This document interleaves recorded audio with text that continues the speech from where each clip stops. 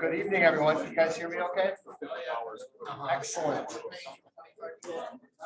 My last meeting in here, I finally mastered all the technology. So, welcome everybody to the November meeting of the Astronomy Section of Rochester Academy of Science. For those of you who don't know me, my name is Mark Minarich. I'm your president, and you will be electing a new president tonight beginning in 2023. So good luck to the crew that's going on there. I'll still be part of the board of directors as the past president next until we elect a new president.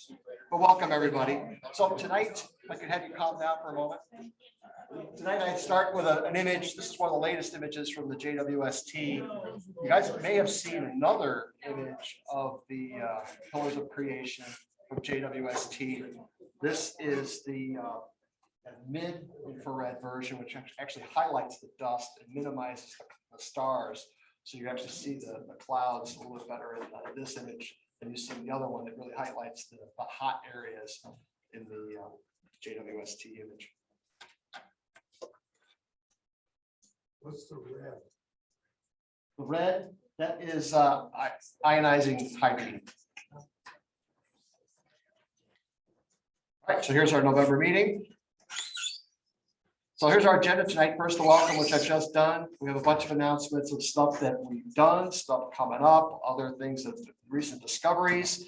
And then our feature talk tonight is by Bob Fiete, chief technologist, excuse me, and senior fellow at L3Harris Technologies. Look at us a history of the L3Harris and Kodak in space imaging. And that covers a pretty wide history of imaging. So I'm looking forward to that talk. So before we get started, I want to welcome anybody new. Is anybody this is their very first astronomy section meeting? Put your hand up. It's your first meeting. Yeah, I want to embarrass you. Thank you for coming. What prompted you to come tonight? My uncle is in the club and he recommended we come because we're So you work at L3Harris. Awesome. Great. Glad to have you. Thanks for coming. Anybody else? Anybody online for the first time? We got, looks like a pretty regular crew there. Well, thank you for coming. Glad you came. Come back again. These are always good talks. Looking forward to this one. So any observing that anybody was able to do? Is Doug online? He took this image. Let's see Doug here. So Doug, Doug Kostic actually lives in Ionia, and he's always at the site. Whenever it's a nice sunny day and he's got a free moment, he'll run over and open up the solar observatory. But he happened to get up early to watch this crescent moon rise. And right before he took this image, he saw a meteor fly by. You may see on this image a little trail of smoke over here. Yeah. That's the meteor trail. And when he sent it out to all of you guys, I don't know if everybody saw this. He thought this was a mote or a hot pixel on his camera. It turns out that's a star. That's SS Virginis, I think it was called. Is that right? Right. Yeah. And so that's it's a red star that's actually What's on the bottom? Is that another star? What's that? Like about 8 o'clock or so? This one? That's probably another star there. Okay. The red one was really obvious, and he thought it was a hot pixel. Turns out it was actually a star that was there. So great image that Doug was able to take of something he saw last weekend. But any other observing stories? Mark? Well, I just started my journey into the deep space astrophotography here lately, and last couple weekends we've been lucky and had like a really nice clear weather for the last couple weekends, and I've taken pictures of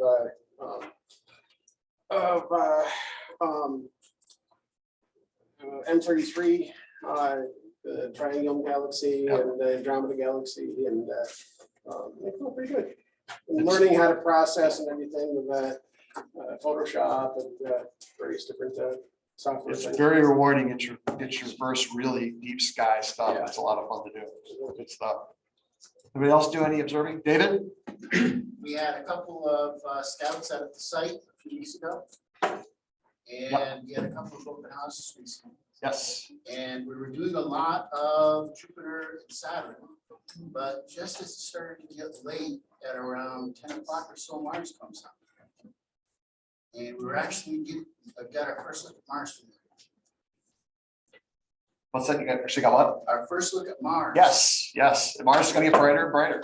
So looking forward to seeing more Mars.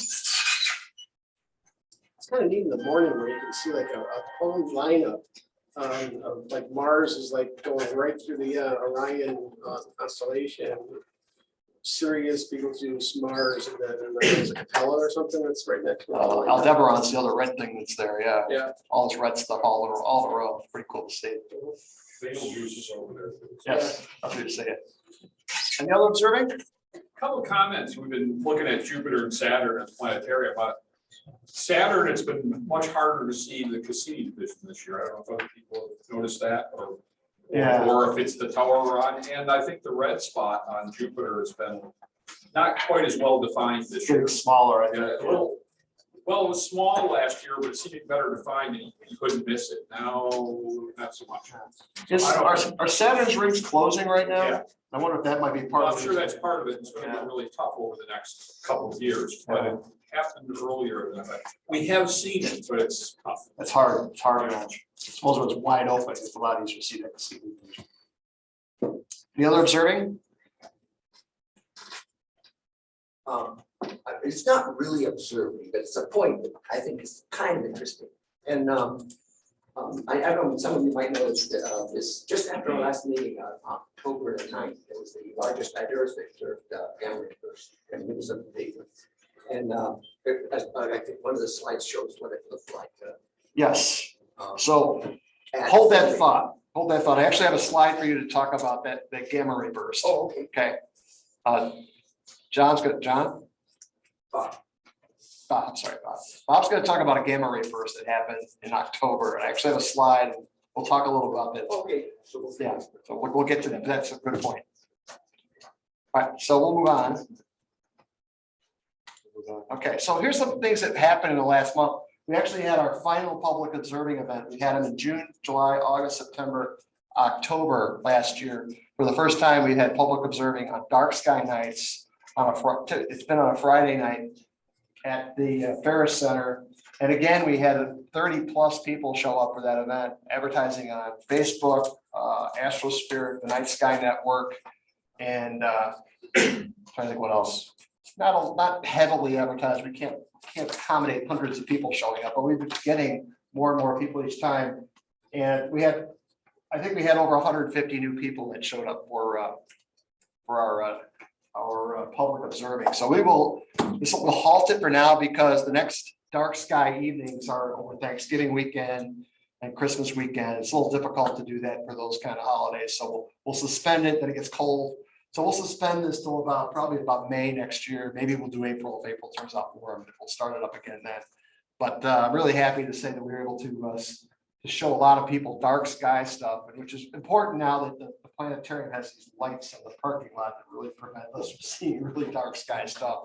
We can accommodate that here at our dark sky site at the Ferris Center. We also, the week before, we had a telescope Q&A day at the Strasbourg Planetarium, and I don't know how many people came through. We were not busy. We had people through most of that day. It was about 4 hours from 10:30 to 2:30, talking about telescopes, demonstrating telescopes, and we actually repaired a couple of telescopes that a woman brought in. In fact, this woman up in the middle here brought the scope in and wasn't able to use it. We got it put together and able to use it, recommended what she could do if she wanted to improve how she could look through it. So we'll do this again with the planetarium maybe next spring, but it's always helpful to support the planetarium by doing this telescope Q&A day. And it's suggesting to people for the holidays, if you're looking to buy a scope, don't buy a cheap scope, buy something that's worthwhile, and give some recommendations on what they could do for that. Yes. For a family with little ones, buy a good pair of binoculars. You're 100% right. Pair of binoculars works. That's the least expensive telescope you can get. It's a great telescope. It's a great viewer. Surprised the number of people that have got them in their closet and everything, Yeah. taking them out at night. Yeah. Pair of binoculars is always a great way to look at the skies. Thanks, And Marty. the $6 bracket and the hardware door. There you go. Michael, Who did you say was taking the money for the memberships tonight? I'll tell you that in a minute. Oh, okay.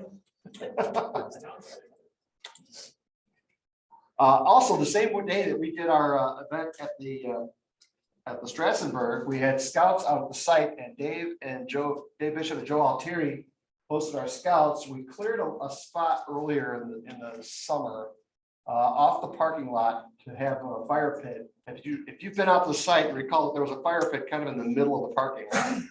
And we dismantled that all now. We've got a spot in the woods where it's safe to have a fire.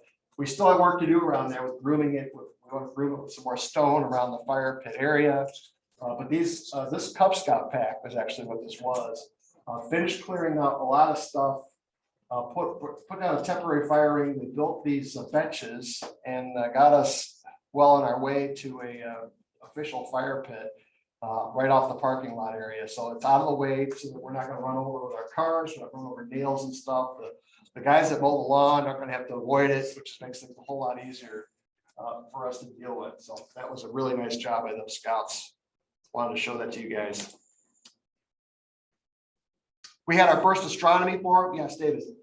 One quick thing, it is about as far away from our optics as possible and still be on our property. Yes. Yes. Well, hopefully we're not burning fires when we're using our optics. So, yes. We had our first astronomy forum. This is an informal education series, if you will. We don't know what our next talks will be about. Carol kicked it off on the 26th with about an hour and a half talking about gravity and orbits. And here's a number of us, I think there were 13 of us that attended that meeting. And if you didn't go, you missed the Scenes from Space Cowboys. We talked about orbits and we talked about the value of how that all worked out. But this is kind of an informal, like astronomy 101. It's not going to be very technical, maybe a little bit of that, but not so much that it's going to be, you're going to have to derive equations and stuff or use differential equations. Well, maybe a little. But the next session will likely be in January. It sounds like we have a number of people lined up to do some more astronomy-like talks. So look for those to come up, probably restarting in January. All right. So on October 9th, we had in most recent history, one of the most powerful gamma ray bursts ever recorded. This is a NASA image of that. And it's really almost incomprehensible by how much energy. If you read through it, it tells you that this is as much energy as the sun will emit over its 12 billion year life in just these few seconds that we saw this gamma ray burst.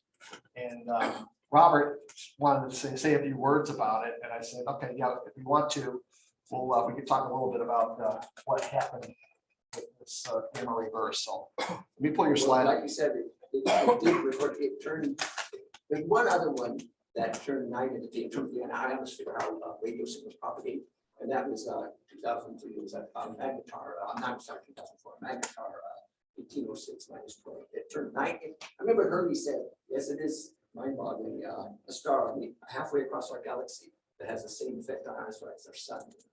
But anyway, Hurley is IPM. Well, this was in Fermi. One of its detectors are 44 to 300 feet. Hang on just a second. Can you guys online see this? Okay, all right, go ahead. This is Fermi. It's what last it was called before it turned into Fermi. But this is one of its detector ranges. And you can see how compared to baseline, it just, in fact, that was they call it precursor burst at T0, it's 0 seconds. It just barely low. Over here. Yeah, so it really, and it kept going. Now, in fact, this one I kind of use, but if you look at the next slide, it hit a lot of things. Wind is another one. The sol wind, it's about 2.5 times as far as the moon. The next slide. And you can see how even at 500, it keeps going out there. So it's a massive amount of gamma rays that hit us. And I think they already know. I mean, Webb looked at this. The gravity people have looked at this, like the ice people. Oh, the neutrino guys. Ice cube. Everybody looked. Everybody looked, but the point is, there's enough that looked at it early enough. The Swift is the one that located it. The Swift is it's like what's ASRAS Chandra. Yes. Yeah, I still got Chandra. But anyway, it was the raising instruments, and they can image, Yeah. and then with coded mass, they can see the higher energy gamma ray. But anyway, so they knew where it was, and then optical people. So what I'm talking about really is needed. It's not nobody does triangulation, like, it's like GPS in reverse. Instead of having a lot of GPS sending you signals so you know where you are, having one signal, the plane wave is so far away and hitting a lot of different satellites. Same idea. Yeah, in okay. reverse. So you can triangulate. Right.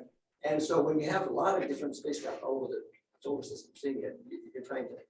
Well, I always bug people who really don't have detectors on, like there's people that are Voyager people, and they have a baseline. People talk about a very long baseline, very large baseline interferometry. They're talking about states on radio.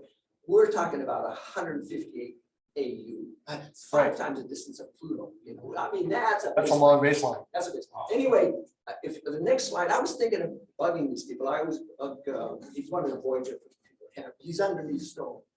And so he, in fact, before I get to him, he said me this, tell me the times that we should look. I kept always doing times because we know where it is. Just by trigonometry, you can figure where it should hit then, because you get very precise. Right. And at exact times, you can get precise vectors. So you can work out when it should hit. And so those are the times I got for Voyager 1 and Voyager 2 for that Fermi part, that biggest part. That big part, the big Because there top part. was Swift saw it at a different time. They saw different, it's like picking an elephant. It's all worth, yeah, it's all worth the Exactly. part where it is. What you call T0, in other words, of course. But anyway, for the Swift part of it, for the Fermi part of the burst, those are the times that should hit. Well, turns out they don't even look, they don't even track Voyager very often. I mean, they often, but not, there's a lot of gaps. What are the sensors on? Voyager 2, it's a the cosmic rays system, subsystem. So it's not even meant for gamma rays. Okay. So it's for particles and things. Okay. But because this was pitch over the head intense, it shows up. So the Voyager 1, Voyager 2, it wasn't even looking at it. Now they weren't, these never were looking, and they don't have recorders. I mean, that tape recorder, which was this recorder, Right. that was dead Oh, my two decades goodness. ago. So the point is, and then even what they send, they have to, instead of putting out what they used to send, 70s they have technology. to be about a factor of 16 less. They have to, what they get supplemented. They throw away 15 bins and send you one. They throw away 15 bins. They don't average it, just that's how they do it. Wow. Okay, because they can't, Yeah. Anyway, so that in the next slide, they asked me, so with those times, it turns out they guessed right. They guessed right, and sure enough, it falls right on the in that beam. So, and the point is, for 2.5 decades, Voyager's kind of been on the sideline. It's not their thing, their belly width. On the sideline, can we detect gamma ray bursts? And sure enough, this is the first one that they saw. So, and it doesn't do anything. I mean, they already know where it is. It's not scientific. In fact, he said he doesn't going to publish this because it's not scientifically interesting enough. It doesn't help locate it, but it is kind of an interesting little Yeah. slide. Yeah, it's interesting. Voyager saw it and they will report it. Yeah. Was that aimed towards the Earth? So did it? Usually, cause usually these things are being. Yeah. So when you get a gamma ray burst, it's a beam of light that's coming towards the Earth. That's the only reason we can see it, is because it's coming at us. So did it cause the aurora borealis to lower, or? I don't know about that. But it caused the atmosphere. It definitely affected the atmosphere.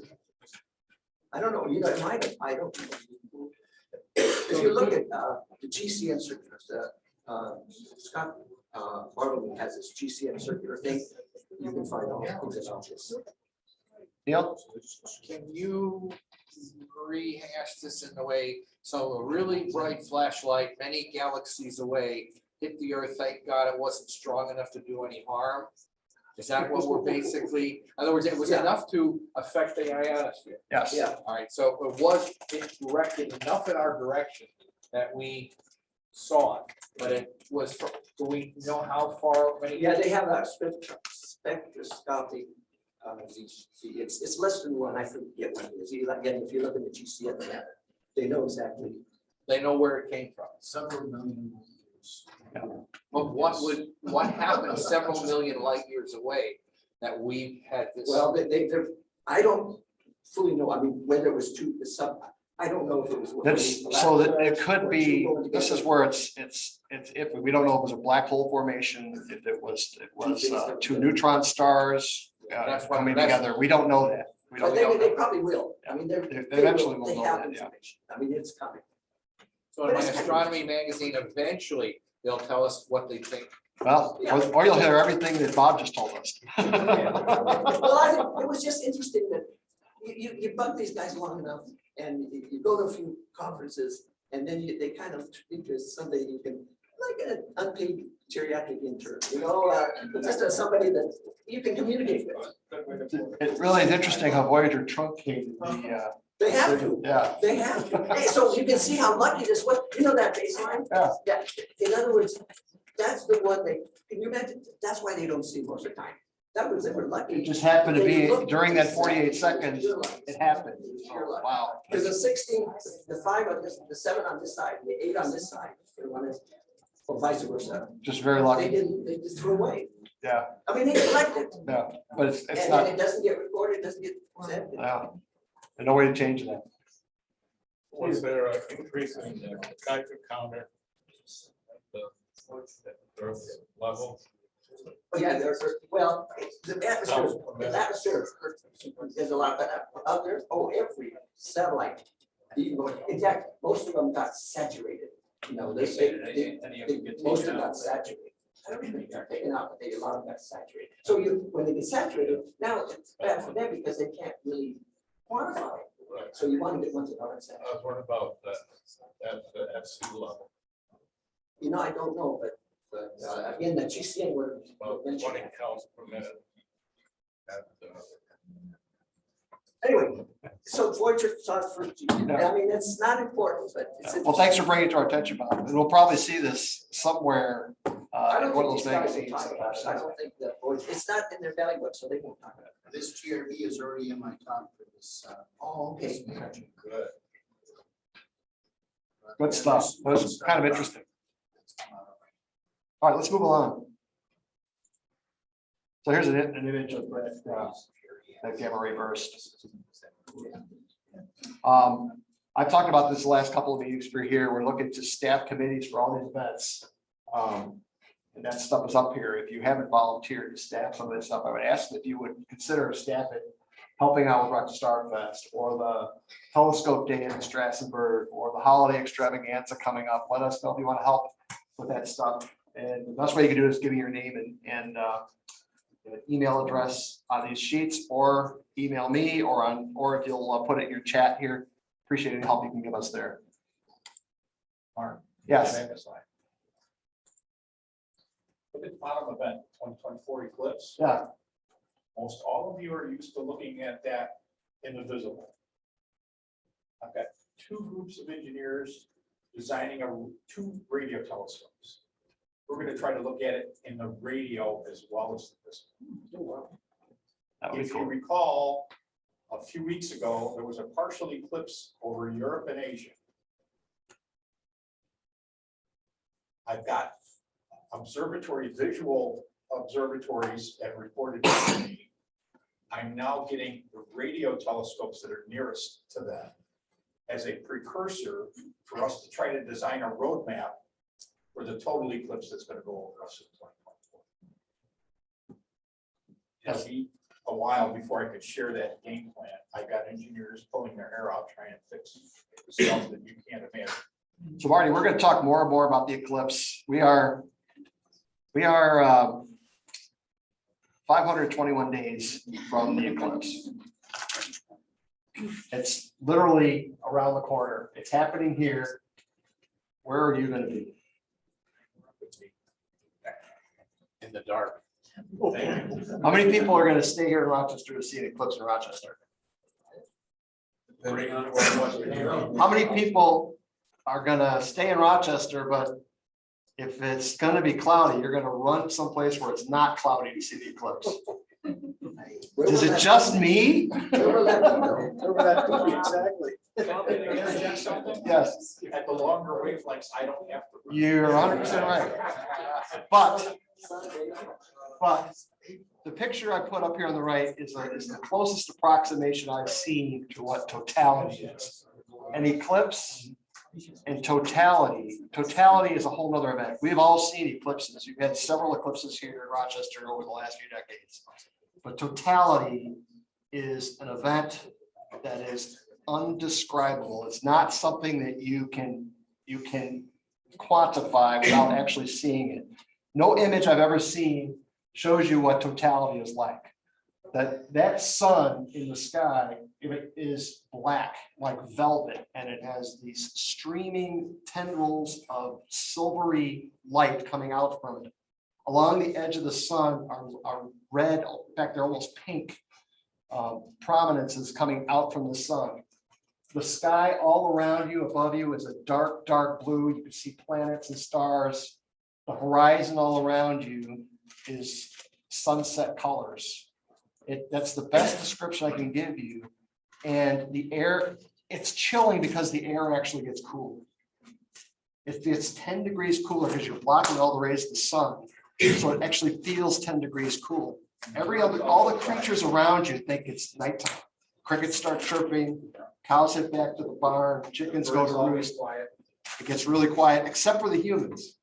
All the humans start screaming. It's absolutely incredible. Was the last one here May of '94? An annular eclipse in '94. It was in the spring or the 94. The last total eclipse that occurred in Rochester was January 24th, 1925. According to Over 100, almost 100 years ago is the last time I was here. The next time there'll be one here is 144 years from now. And the next one is here 2144. So I'm going to tell you, do not miss this eclipse. Do not miss totality. It is an event of a lifetime, and hopefully once you've seen it, you'll find somewhere else to see it because it's that inspirational. Do you know that line where we have to be? Yes, it's right here. You can go. No, but I mean, if, let's say it's special time of year, where do we go from here on? So if you go to Eclipse Wise is a site that has, you can find that there. For the Rochester area, there's Rochester Eclipse 2024 is the website. It'll tell you all kinds of information for Rochester. And I'm going to try to mobilize us to be a resource for people. And so over the next 18 months, I'm going to work with those that want to work with us to learn more about eclipses, what happens in eclipse, what to look for in eclipse, things that you can do for during an eclipse to show people how eclipses work, all that kind of stuff, so that we can be an army, if you will, of people to help eclipses here in the Rochester area. Being a total eclipse, it's the totality part of it is amazing. Now, there's going to be people all over the United States. Everyone in the United States will see an eclipse, but only the people in that 70-mile swath are going to see totality. We're there.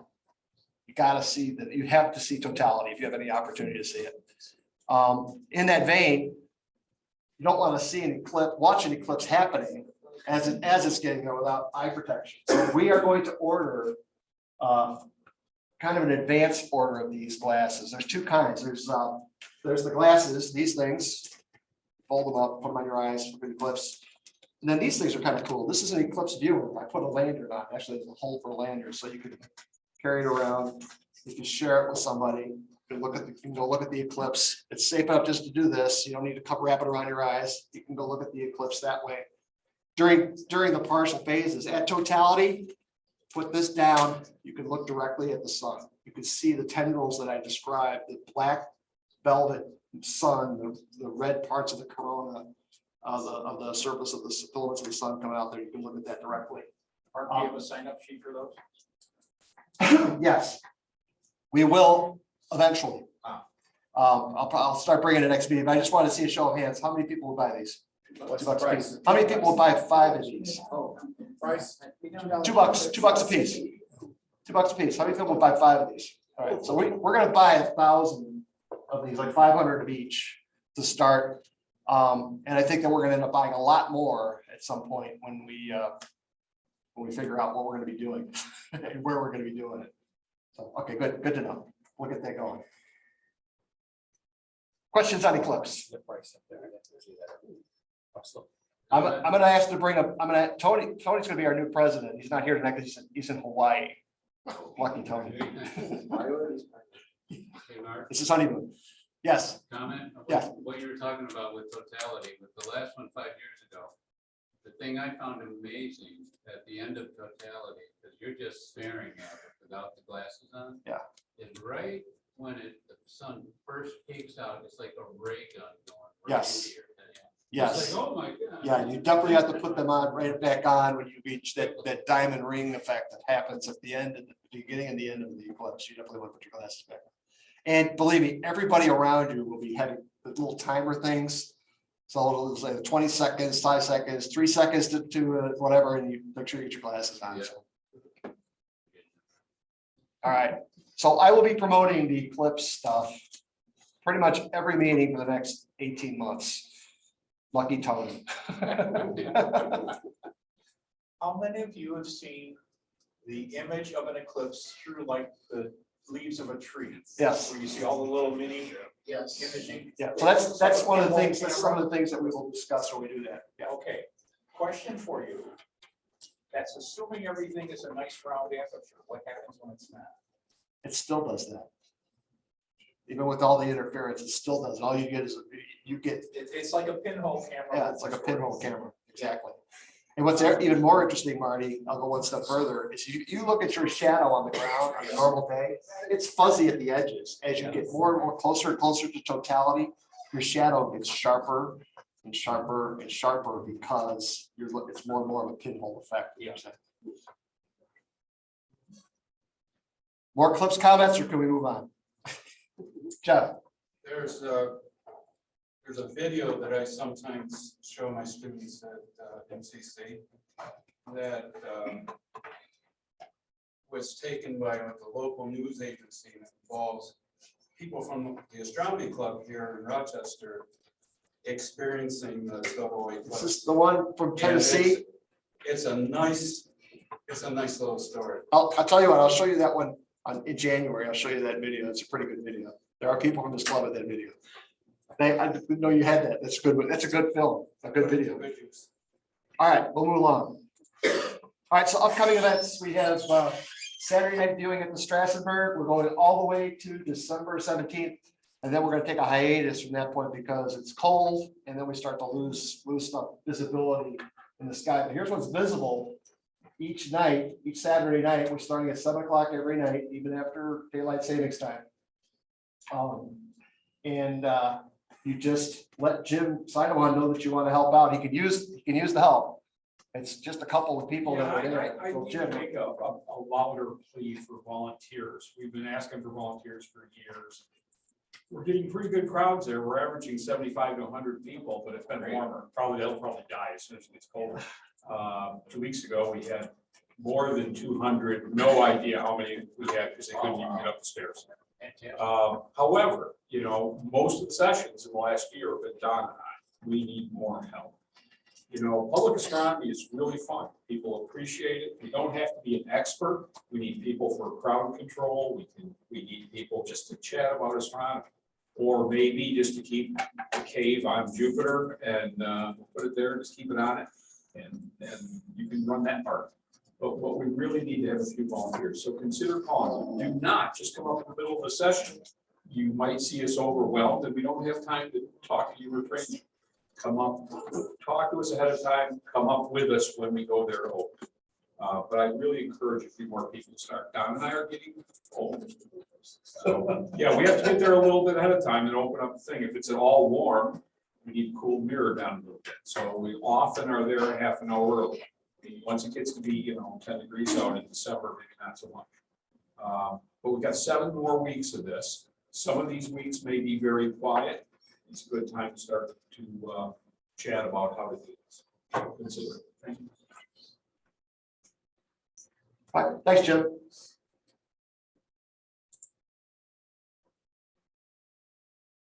All right, let's see.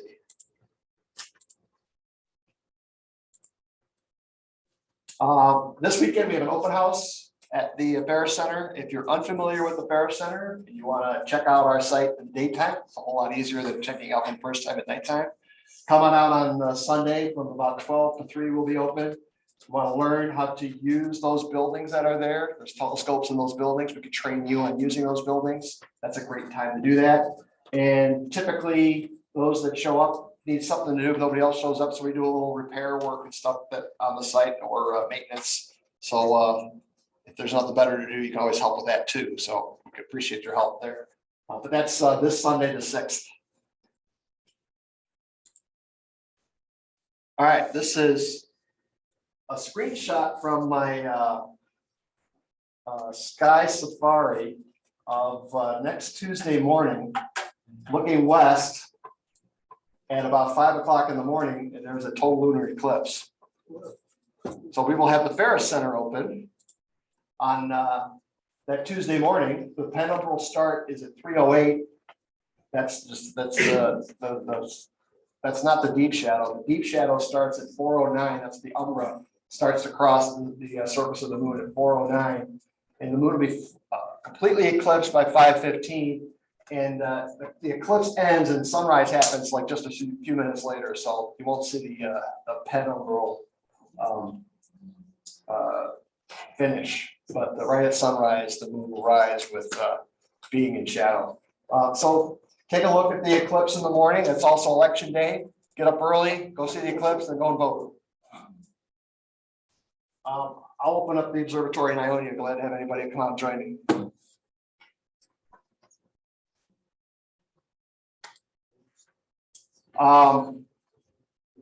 So the minerals section has an interesting talk coming up on November 22nd at 7 p.m. The Nick Warner, who actually spoke for us at Rochester Star Fest a couple of years ago about the Mars InSight probe. If you've seen the news lately, InSight is not in good shape. It's a little shaky. It's gotten a lot of dust and Martian dust on it, so they may have to shut it down. But he's going to talk about the Mars InSight mission as it winds down and what's going on there. There's actually been some interesting things with seismic activity on Mars that you can talk about. So when I get the information from Yuta on what's happening there, or Steve, you know what, it's a regular link you guys use for the mineral section? I'll have to ask you. Okay, well, we'll get it from Yuta. We'll pass along to you guys. I figured since it's Mars based, you guys might be interested in this mineralogy talk coming up in about 3 weeks. Yes. Has anybody seen the fact that they just used 2 meteorite impacts and the pressure that creates to look at seismic activity on Mars?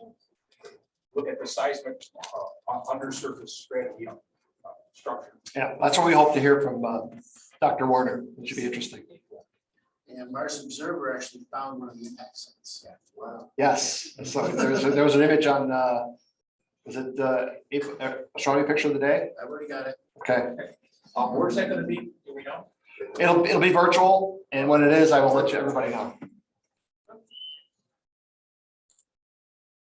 All right, so I think we got one more event after this. So this is the next month's meeting is at the Strasbourg Planetarium. It's our annual, and now we have a no holds barred meeting. So I encourage you to bring a snack, appetizer, dessert, or a beverage to share, so we can do our normal potluck snacks as we gather. We'll have our meeting at 7:30. I'll send this out to you all in an email form or in the newsletter that comes out. Our feature talk is going to be at 8 o'clock, and Dr. Richmond will be our speaker, and Dr. Richmond will challenge us, as he always does when he does talk. So bring your thinking cap. You probably have to do some figuring of some sort if I know Dr. Richmond. And then we'll do member images at 8:45 for about half an hour. All depends on how many images we got. So, and I sent out a note on that in the newsletter. I'm not going to give you a size to send because I can pretty much accommodate anything. But if you want something on the full dome, the dome is 4K. So send me a 4K image. Don't waste those pixels. So 4096 by 4096. I could put it up on the dome. We can have a really nice images up there on the full dome. We want to do full dome images. And then the star show we'll do is the newly released Just Wonderful telescope. So we'll get even more about the James Webb Space Telescope, where it's at, what's going on with it. And then those images on the dome as well, and comparing to some of the Hubble images in the same area. So it's kind of an interesting montage there. And I haven't talked to Steve yet. Is he on? I'll corner him. Ask Steve to do the highlights of 2023 in astronomy, which he did last year for 2022. I'm sure I can twist his arm. But that's Friday, December 2nd. And if you want to come early to help set up, glad to have you about 5:30 to help set up, but we'll officially open up everything to 6:30. Questions about the Strasbourg event? Should be fun, looking forward to it. Someone asked, do we need to register? No, don't need to register.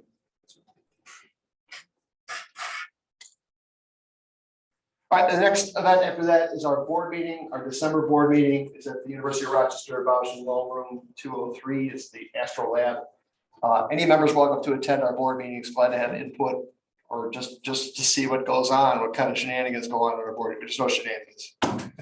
There really isn't. We try to get things done pretty quickly because we know we all have lives. But glad to have anybody join us for a board meeting. Anytime there's a board meeting, that's the next one. Let me know if you want to attend. All right.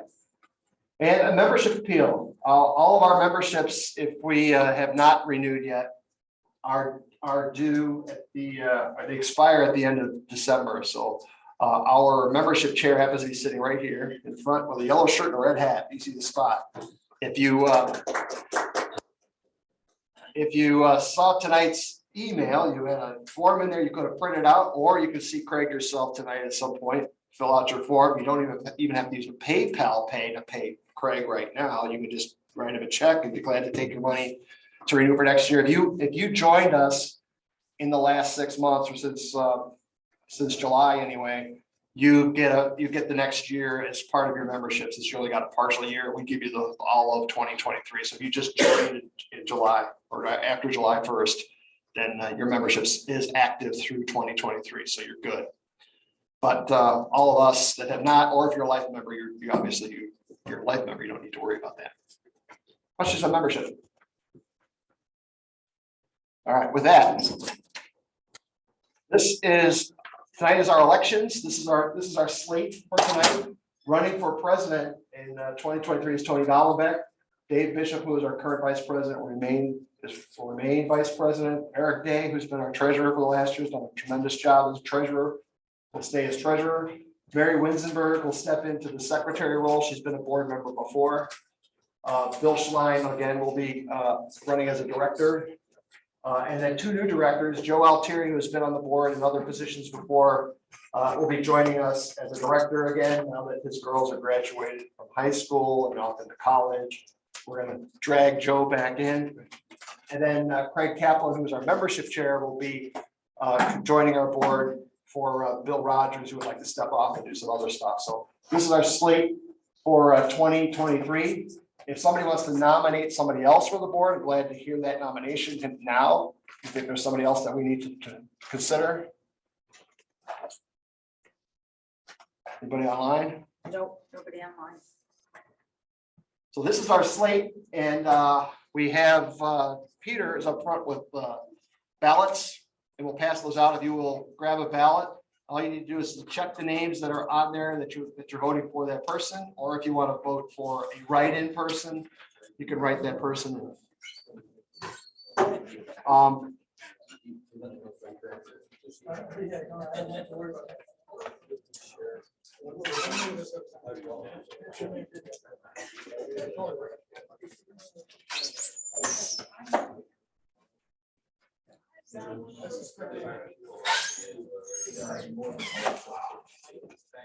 While you guys are voting, I have several of these cards up here. I don't hold it up for everybody. If you're interested in this artwork, this is an artwork that the Rochester Museum and Science Center put together. You want to do the poll?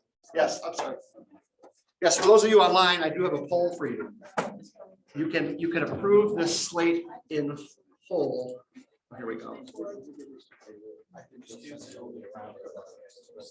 No, it's not there.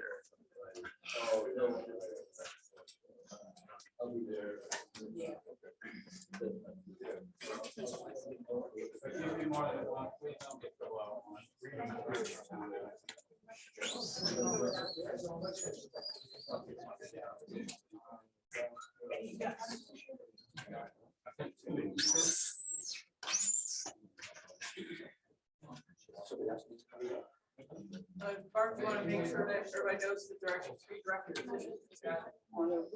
I'm sorry. There are 3 director positions. Yeah, you're voting for all three directors. It's not one director. All three directors are directors.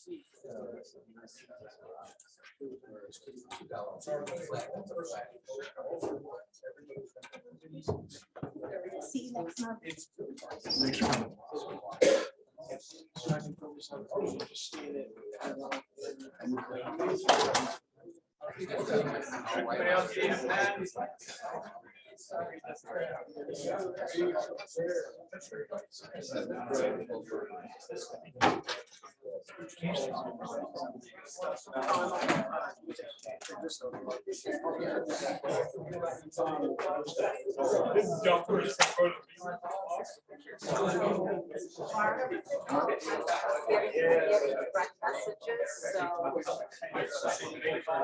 So far, folks have said yes, we're good. It's funny, I created this yesterday.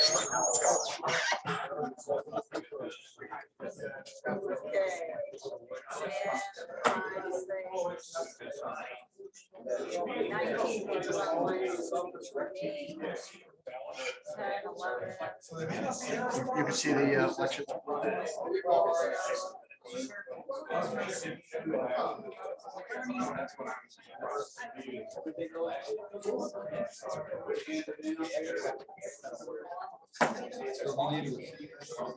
Oh, I can vote.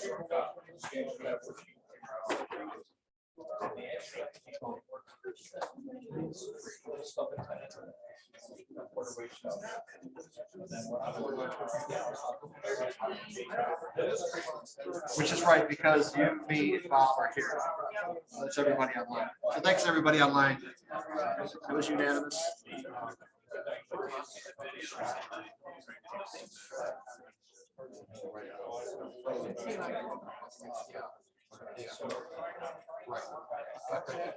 So you guys can pass your ballots back to Peter. You got them all? Okay. All right, let me bring your attention back up front here. And I have the great pleasure of introducing our speaker tonight.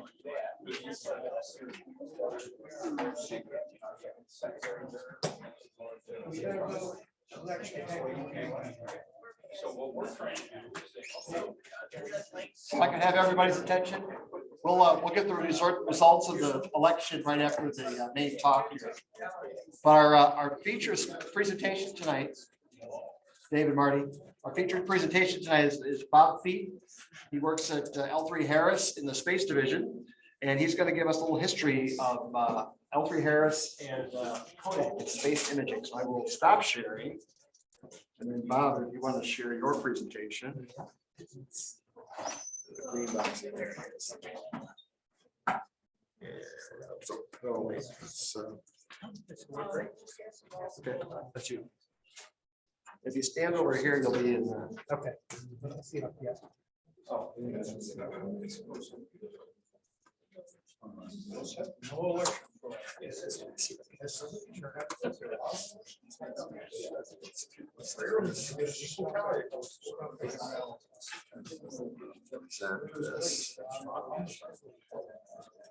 Share.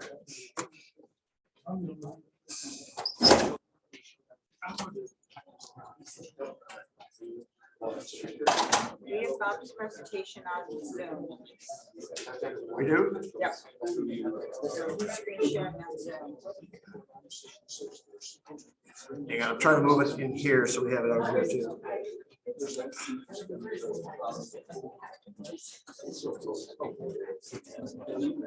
Yes, you're not hardwired to the screen, are you? I think a little. Oh, you know what I am? Let me go back. Just want to plug it in here. No, I can do it over here. Okay.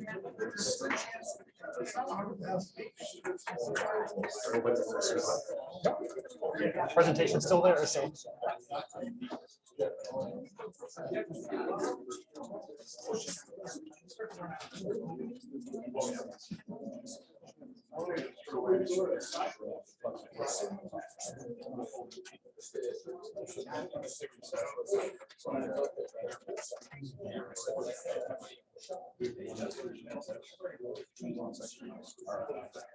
I'm just trying to get it here. Why can't I see your share?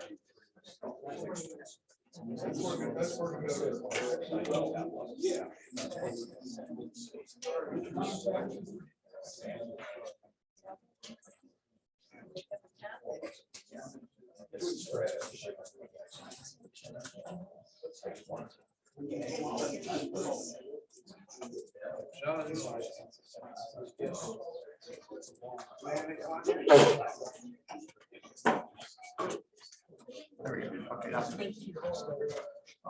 So I need to. I need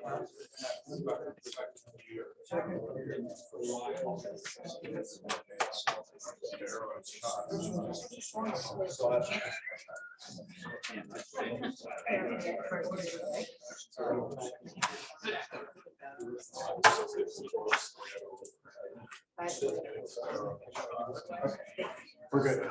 Okay. We should be. Whatever you share. You guys on Zoom see everything okay?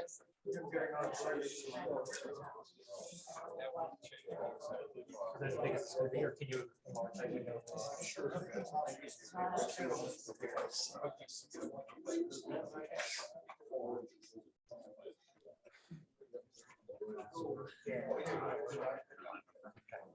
All right, thank you very much. All right, yes.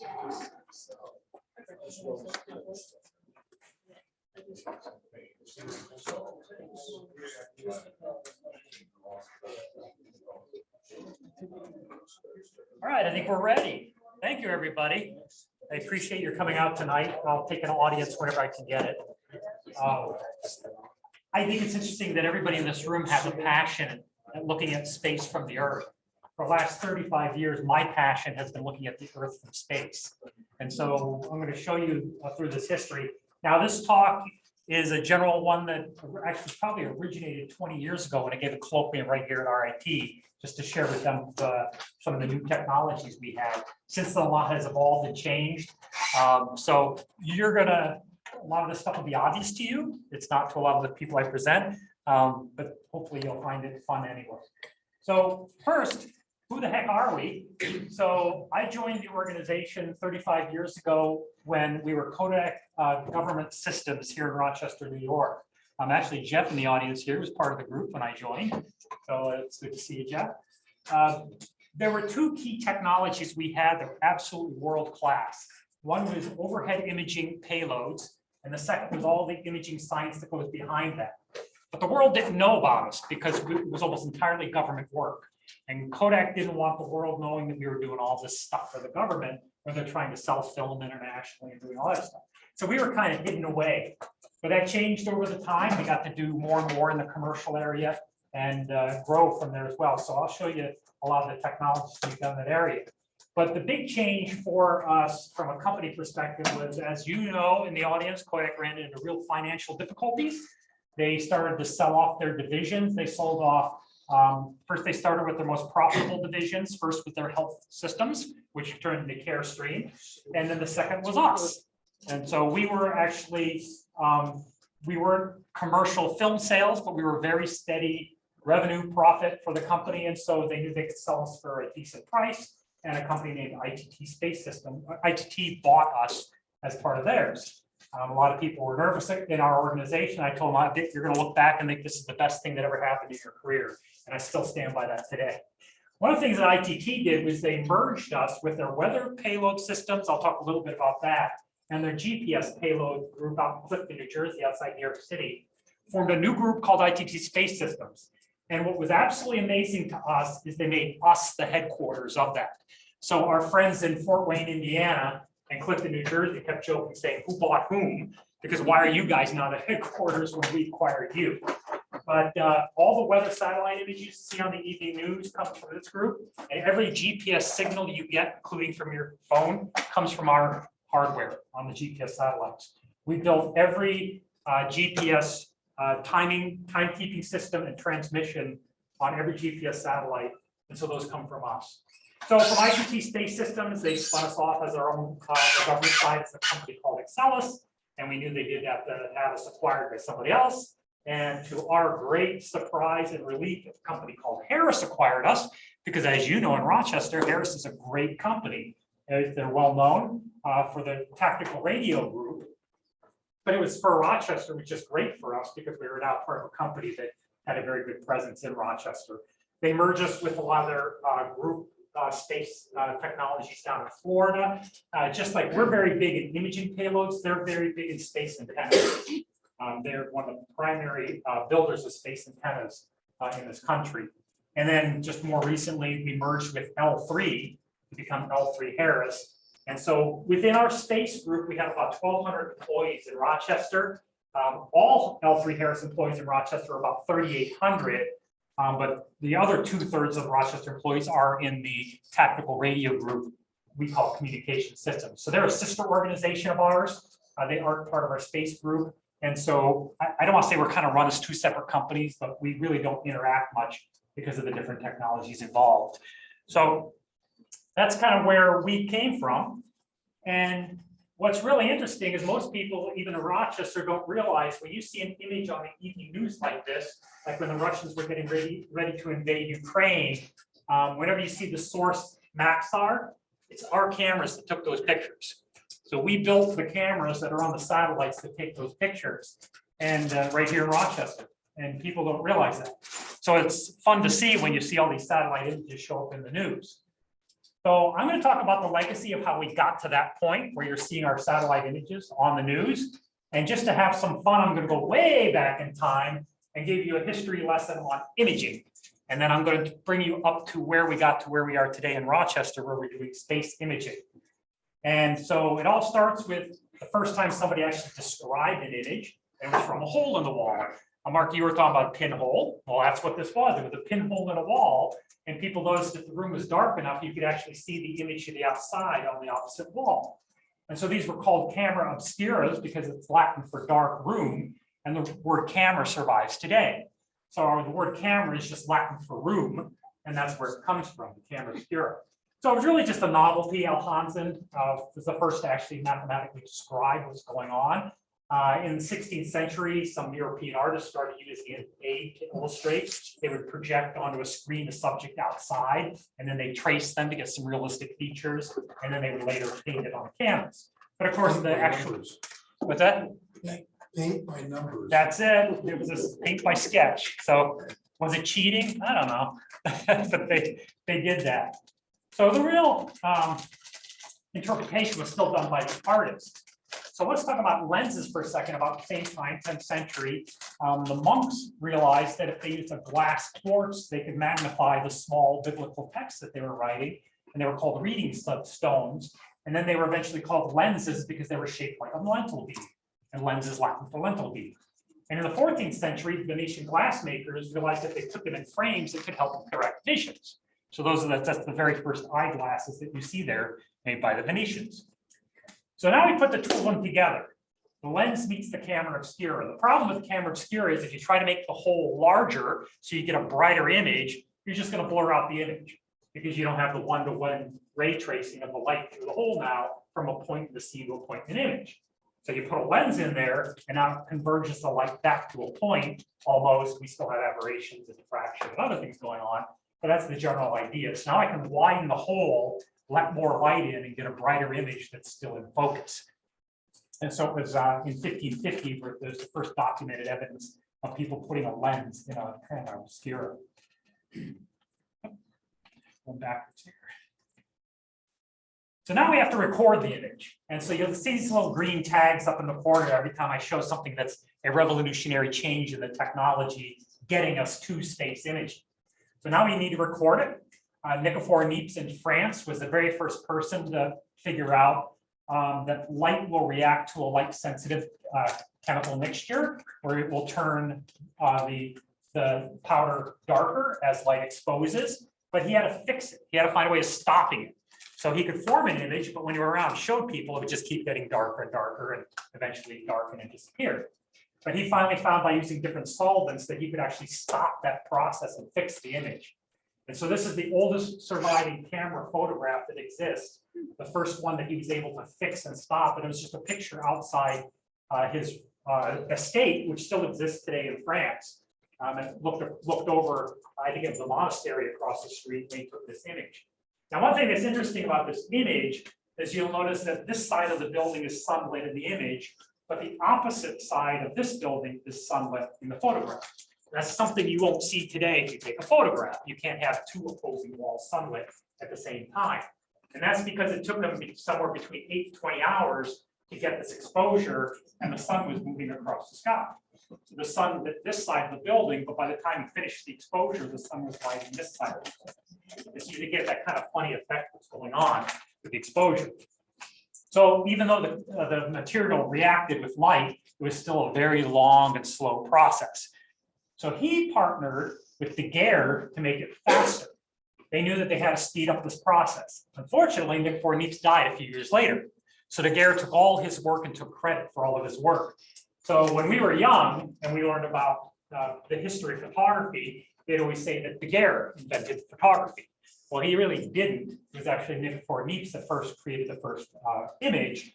He just took credit for all of it. Now historians are trying to give Niepce his rightful claim in history.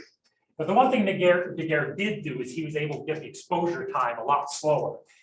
So he got images below 30 minutes of exposure through a process he called the daguerreotype. And this is the very first daguerreotype here in 1837. And then he worked to get it even slower and slower. So just a year later now, he's got the exposure down to 7 minutes, where he's looking out at a sunlit street in Paris. Now there are carts and horses and carriages moving up and down the street, but they got blurred out over the 7 minutes, so you don't see them. But this gentleman stopped to have his boot polished. So he stood still for that 7 minutes, didn't blur out. So it's the first known person ever caught in a photograph. Now, some people claim that there's a little girl in the window here that's looking out the window, and that's this picture up here. Kind of hard to tell if it's actually a little girl looking out or not. It might be, but the person certainly having his boots polished was caught in this picture. So I'm going to talk a lot about black and white images, and I'm not going to talk much about color until way later, because color photographs were complex, hard, expensive, so people just generally didn't like dealing with them. The very first color photograph was by using a process James Maxwell developed, but it was a projection method. So just like a slide, a color slide where we project it through the slides that we used. The first print was in 1871. It's interesting that it wasn't until the 1980s that more color photographs were taken in black and white. And again, color photography was lower quality, it was more expensive. You had to have a much brighter light, brighter scenes to take color photographs. It wasn't first commercially available until Kodachrome, but again, it was the projection method. Kodachrome was your slides. And so, you know, it was always kind of fun as a kid when you get out the slide projector, but also kind of a pain in the neck. Get out the slide projector to look at the pictures. But anyway, so you'll see most through history, it's black and white images that we're talking about here. Okay, now we're getting the pictures overhead. And the first person to do that was a guy named Nader, went by the trade name of Nader in Paris, France. In 1858, he took a camera up in a hot air balloon and took overhead images from his balloon. And all of his originals are lost, so we don't have them. But this is just some postcards he made to advertise his business doing that. The very earliest overhead image that exists is one actually taken by James Walls Black over Boston in 1860. Here's one of Nader's images. It's a little later that he took from his hot air balloon. It's interesting, you can see that he labels the streets just like we do on Google Maps now. When you pull up the satellite view on the Google Maps, you'll see all the streets, because we don't really understand and interpret overhead imagery as easily. It's hard to get our bearings, and so you label the streets so you know where you're at in the scene. But you can see his Nader's pictures weren't great quality, but again, they were the first. Now he sold these postcards, you know, showing him taking photographs from a hot air balloon. The truth was, it was really complex and expensive. He actually had to elevate a photo lab up in his hot air balloon. And so it's like a little mini room that he took up in the hot air balloon to do all this work. And he had one lab built, and it came crashing down, I think, on its third flight. So it was called the big disaster of Lejeune in 1863. But again, just hard to do to get overhead imagery, but that's how people were doing it. So now we're going to go to Rochester, because this is the game changer, as everybody in this room knows from living in Rochester. Along comes George Eastman, And he found a way to make smaller, lighter, easy to use cameras. And so he went to Germany, saw that they had invented a dry film process. They didn't have to use wet plates. He came back to Rochester and said, well, that's great. That's a great technology, but we still need to make it better. And as we know, his invention was putting that dry emulsion process onto a plastic roll film. So instead of all this heavy camera equipment, you just could simply roll a film in a box and let the average person take pictures. Well, of course, that's a game changer for taking pictures overhead, because it was very quickly thereafter, again, a Frenchman by the name of Arthur Batut in 1889 said, these cameras are small and light enough, I can put them on a kite. And so rather than taking them up in a hot air balloon, you can just affix the camera to a kite. And he actually patented it, patented the process for taking pictures from kites, and that's one of his earliest pictures. And what his patent included was a way for triggering the shutter in the camera, and he actually did it by using a long fuse and explosive. And so the explosive would go and hit the shutter and take the picture. Now again, no control over what you're taking the picture of. You just get what you get, but at least he's getting overhead pictures. So the first time then in 1895, the US Army was saying, hey, overhead reconnaissance, right? So the US Army is thinking about this. And so Lieutenant Hugh Wise, up in the very northern cold parts of Sackett Harbor, New York, he experimented with putting cameras on kites for surveillance and reconnaissance. And these are just some pictures of his experiments. Again, you can't really point the camera, so you get what you get. It was kind of an unsuccessful experiment, but at least he was trying to show that you could take pictures from overhead. Probably the most famous kite picture ever is the one of the San Francisco earthquake damage that occurred. George Lawrence had these large panoramic cameras, and it was too heavy to lift on a single kite, so he actually patented a method of concatenating all these kites together and get enough lift in the air to get his heavy panoramic cameras up high enough to take overhead pictures. So he went out to San Francisco after the earthquake and took some overhead images of all the damage.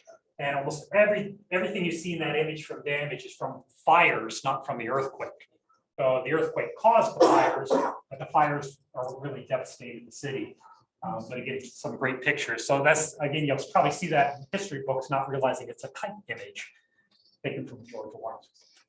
All right, let's talk about rockets. So Alfred Nobel, famous for dynamite and the Peace Prize, he was the first one to actually look at and experiment with putting cameras on rockets. Here's a nice picture he got from a rocket here, but most of his are really blurred because rockets shake. They shake like crazy. And so he really didn't have a way of stabilizing the camera while it was taking pictures, and he just put it on a timed shutter. So along comes Alfred Mall in Bavaria, and Alfred Mall actually invents the way of gyroscopically stabilizing. So as the gyroscope spins, it holds the camera steady as the rocket launches, and he can now get some brighter, sharper images by stabilizing it. What's interesting today, many imaging satellites today are still gyroscopically stabilized. That's the way we stabilize them, because as a lot of times they're pointed using control moment gyros, and that'll vibrate the satellite to do that. And so then they gyroscopically stabilize them so the images don't blur. So along comes the pigeon pictures. So Julius Neuenbrock said, hey, these, Kodak film, they make great, I can make small cameras, lightweight, I'll put them on a homing pigeon. They're homing pigeons, so they come back. So he put them on timers for every 30 seconds to just take a picture. He sent his pigeons out, and they come back, and he'd say, hey, what pictures did they take? And he actually made a pretty decent business out of this. He would sell them as postcards. And this is actually on the right here. It was a conference going on. And what he did was he flew the pigeons over the conference site, printed them as postcards, and then sold them to the conference attendees so they could see overhead images of the conference site that they were at. So pretty clever. But again, he made a good business out of using pigeons to get overhead images. Well, along comes the Wright brothers, and they invent the aircraft, and it's of course not long after they invent the airplane that they're the first people documented to ever take pictures from an airplane. And so what they would do is they just literally put a camera in their lap and take pictures. And so their legs were sticking out as they sat in the airplane, and so you can see their shoes in the photographs, some of the pictures that they take. So the first time that the images for up overhead were actually used for surveillance and reconnaissance was during World War I. The British actually developed the very early cameras for airplanes to use for surveillance and reconnaissance. And then when the United States got involved in the war, Kodak took the Fairchild camera design and actually improved upon it, made it lighter weight, more stable, easier to use. And so by the end of the war, the Kodak K1 camera was the favorite camera for using overhead reconnaissance. And of course, as you know from history, what they were trying to do is actually get be able to map out all of the trenches, because World War I was trench warfare. So you could not only map out the trenches where the people were in the trenches, but then you could obviously bombard them. You could actually now train your artillery to bombard the trenches, and you can see just the devastation that occurred from the bombardment in these overhead images. So one of the problems we still have with film is you still need bright scenes to take good pictures. The film isn't very sensitive to low light. And so Kodak was developing film that was more sensitive to lower light. By 1925, the film was sensitive enough that you could take night imagery if you could somehow get enough light, artificial light created. And so Goddard, again famous for rocketry, took the very first overhead night image, and of course it was over Rochester area. So I actually put in these labels here. This is the Genesee Brewery, the Genesee River. That's the intersection of Lake and Lyle, just so you can see where this picture was taken. But he used an 80-pound flash powder bomb to ignite to get enough steam down. And I only have to imagine how terrorized the people were when they saw this big flash in the sky from this experiment. And then in 1931, there's this scene, again, they did it over New York City. Again, I don't know if people had any warning of that flash bomb when it went off. It's interesting on that one, how the shadows, you can see the shadows on the radially. Yeah, yeah. That's, I mean, that's how powerful a flash bomb was. So this was interesting. By 1930, they could get to a high enough altitude that they could actually measure the curvature of the Earth from the horizon, the curvature of the horizon. Now, if you did this with regular Kodak film, there's so much haze in the atmosphere, you'd never see the horizon from that distance. But Kodak had developed infrared film, and the haze the infrared light doesn't get scattered through the haze as much as visible light. So with the infrared film, then you could actually see the horizon line from up high above and actually measure the curvature, and then you can measure the circumference of the Earth from that. It was a big enough deal that it actually made the New York Times article when he did this. Should share that with the flat earthers. Yeah, well, yeah. Yeah, I don't think it's any convincing them. So along comes World War II, and the big challenge here is getting cameras with wider area collections at a much higher altitude. And so the cameras have to be scaled up. They have to be larger in order to do that. And again, Britain started, they developed the Fairchild F-24 camera. And then as the United States got involved in the war, Kodak improved upon their design, called it the K-24 camera. And then that became one of the favorite reconnaissance cameras at the end of the war for taking pictures. This is shortly after the war. I found this photograph, which I found very interesting. It's a prototype of a high altitude camera that Kodak had developed at the Hawkeye Works. And we'll talk about that in a second, but I spent the first 25 years of my career at Hawkeye. But this is just to prove to the Air Force that if you could fly at an altitude of 10 miles up, Kodak could build you a reconnaissance camera for that flight. So again, it was just a prototype. I just put this one in because this is one of the more interesting reconnaissance photos taken during World War II. This is actually, you've seen in the movies that when the Nazis would bring in the people to the concentration camps, they would split them into two parties. One to go as prisoners in the camps, and the others just to be killed into the gas chambers. And this was a photograph that they took that actually showed this process happening with the boxcars, the prisoners in the camp, and then the prisoners being led to the gas chambers to be executed. And so, for people that were not believing that this was actually happening, this is a picture they took with that whole process taking place during World War II. So after World War II, as you know, there's a lot of the V2 rocket scientists from Peenemünde were grabbed up by the United States or the Soviet Union as quickly as possible. The ones that the United States got, they moved them out to White Sands Missile Range to develop our rocket program. And they brought their V2 missile technology with them. And in 1946, they had the idea of attaching a camera to the side of the rocket and shooting it straight up. And it took pictures on a timer every 1.5 seconds. And let's see what you get when it reaches its peak. And it got as high as 105 kilometers, which is interesting because space is defined as anything above 100 kilometers. So they actually just got to the space altitude when this picture was taken.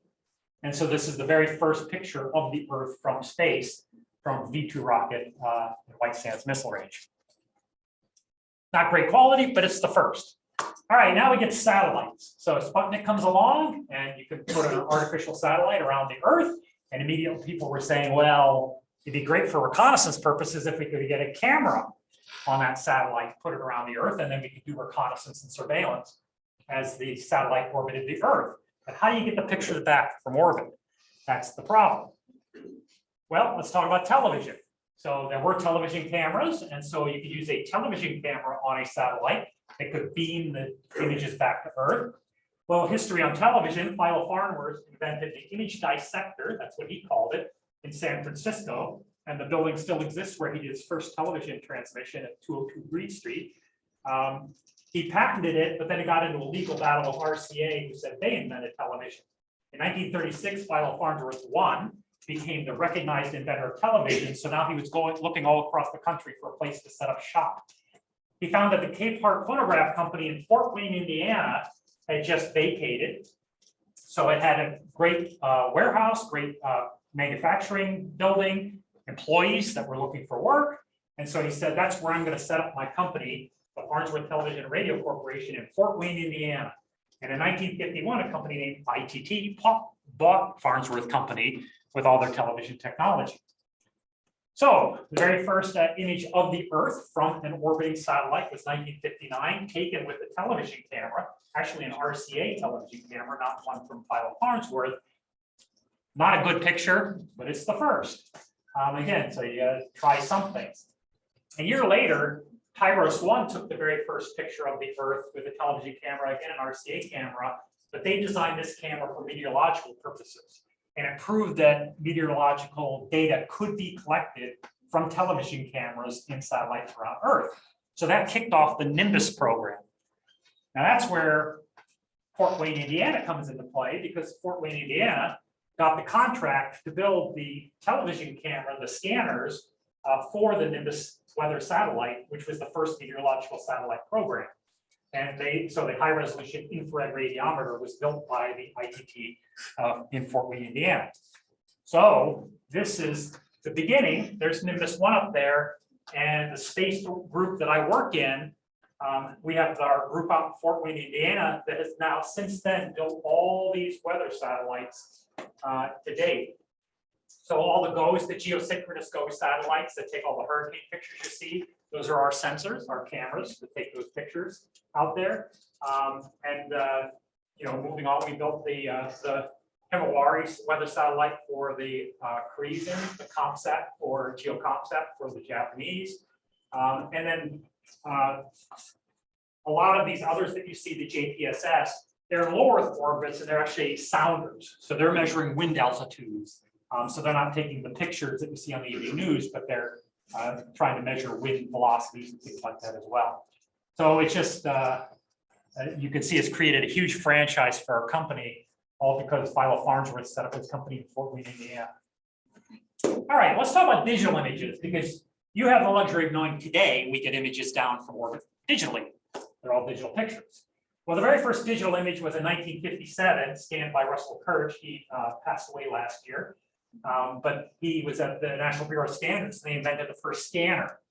And so he said, hey, what can we scan in, store in the computer, and then reread it out and print it? And he said, hey, why not a picture of my newborn son? So he went to his office, grabbed this picture of his son and scanned it in, and it became the very first digital picture ever recorded on a computer. Then, of course, 1975, we have Steve Sasson at Eastman Kodak, whose name is on the wall over here. And then building, there was actually building 4 of the Elkhorn plant. I now work in building 5 at the Elkhorn plant, so it's right next door.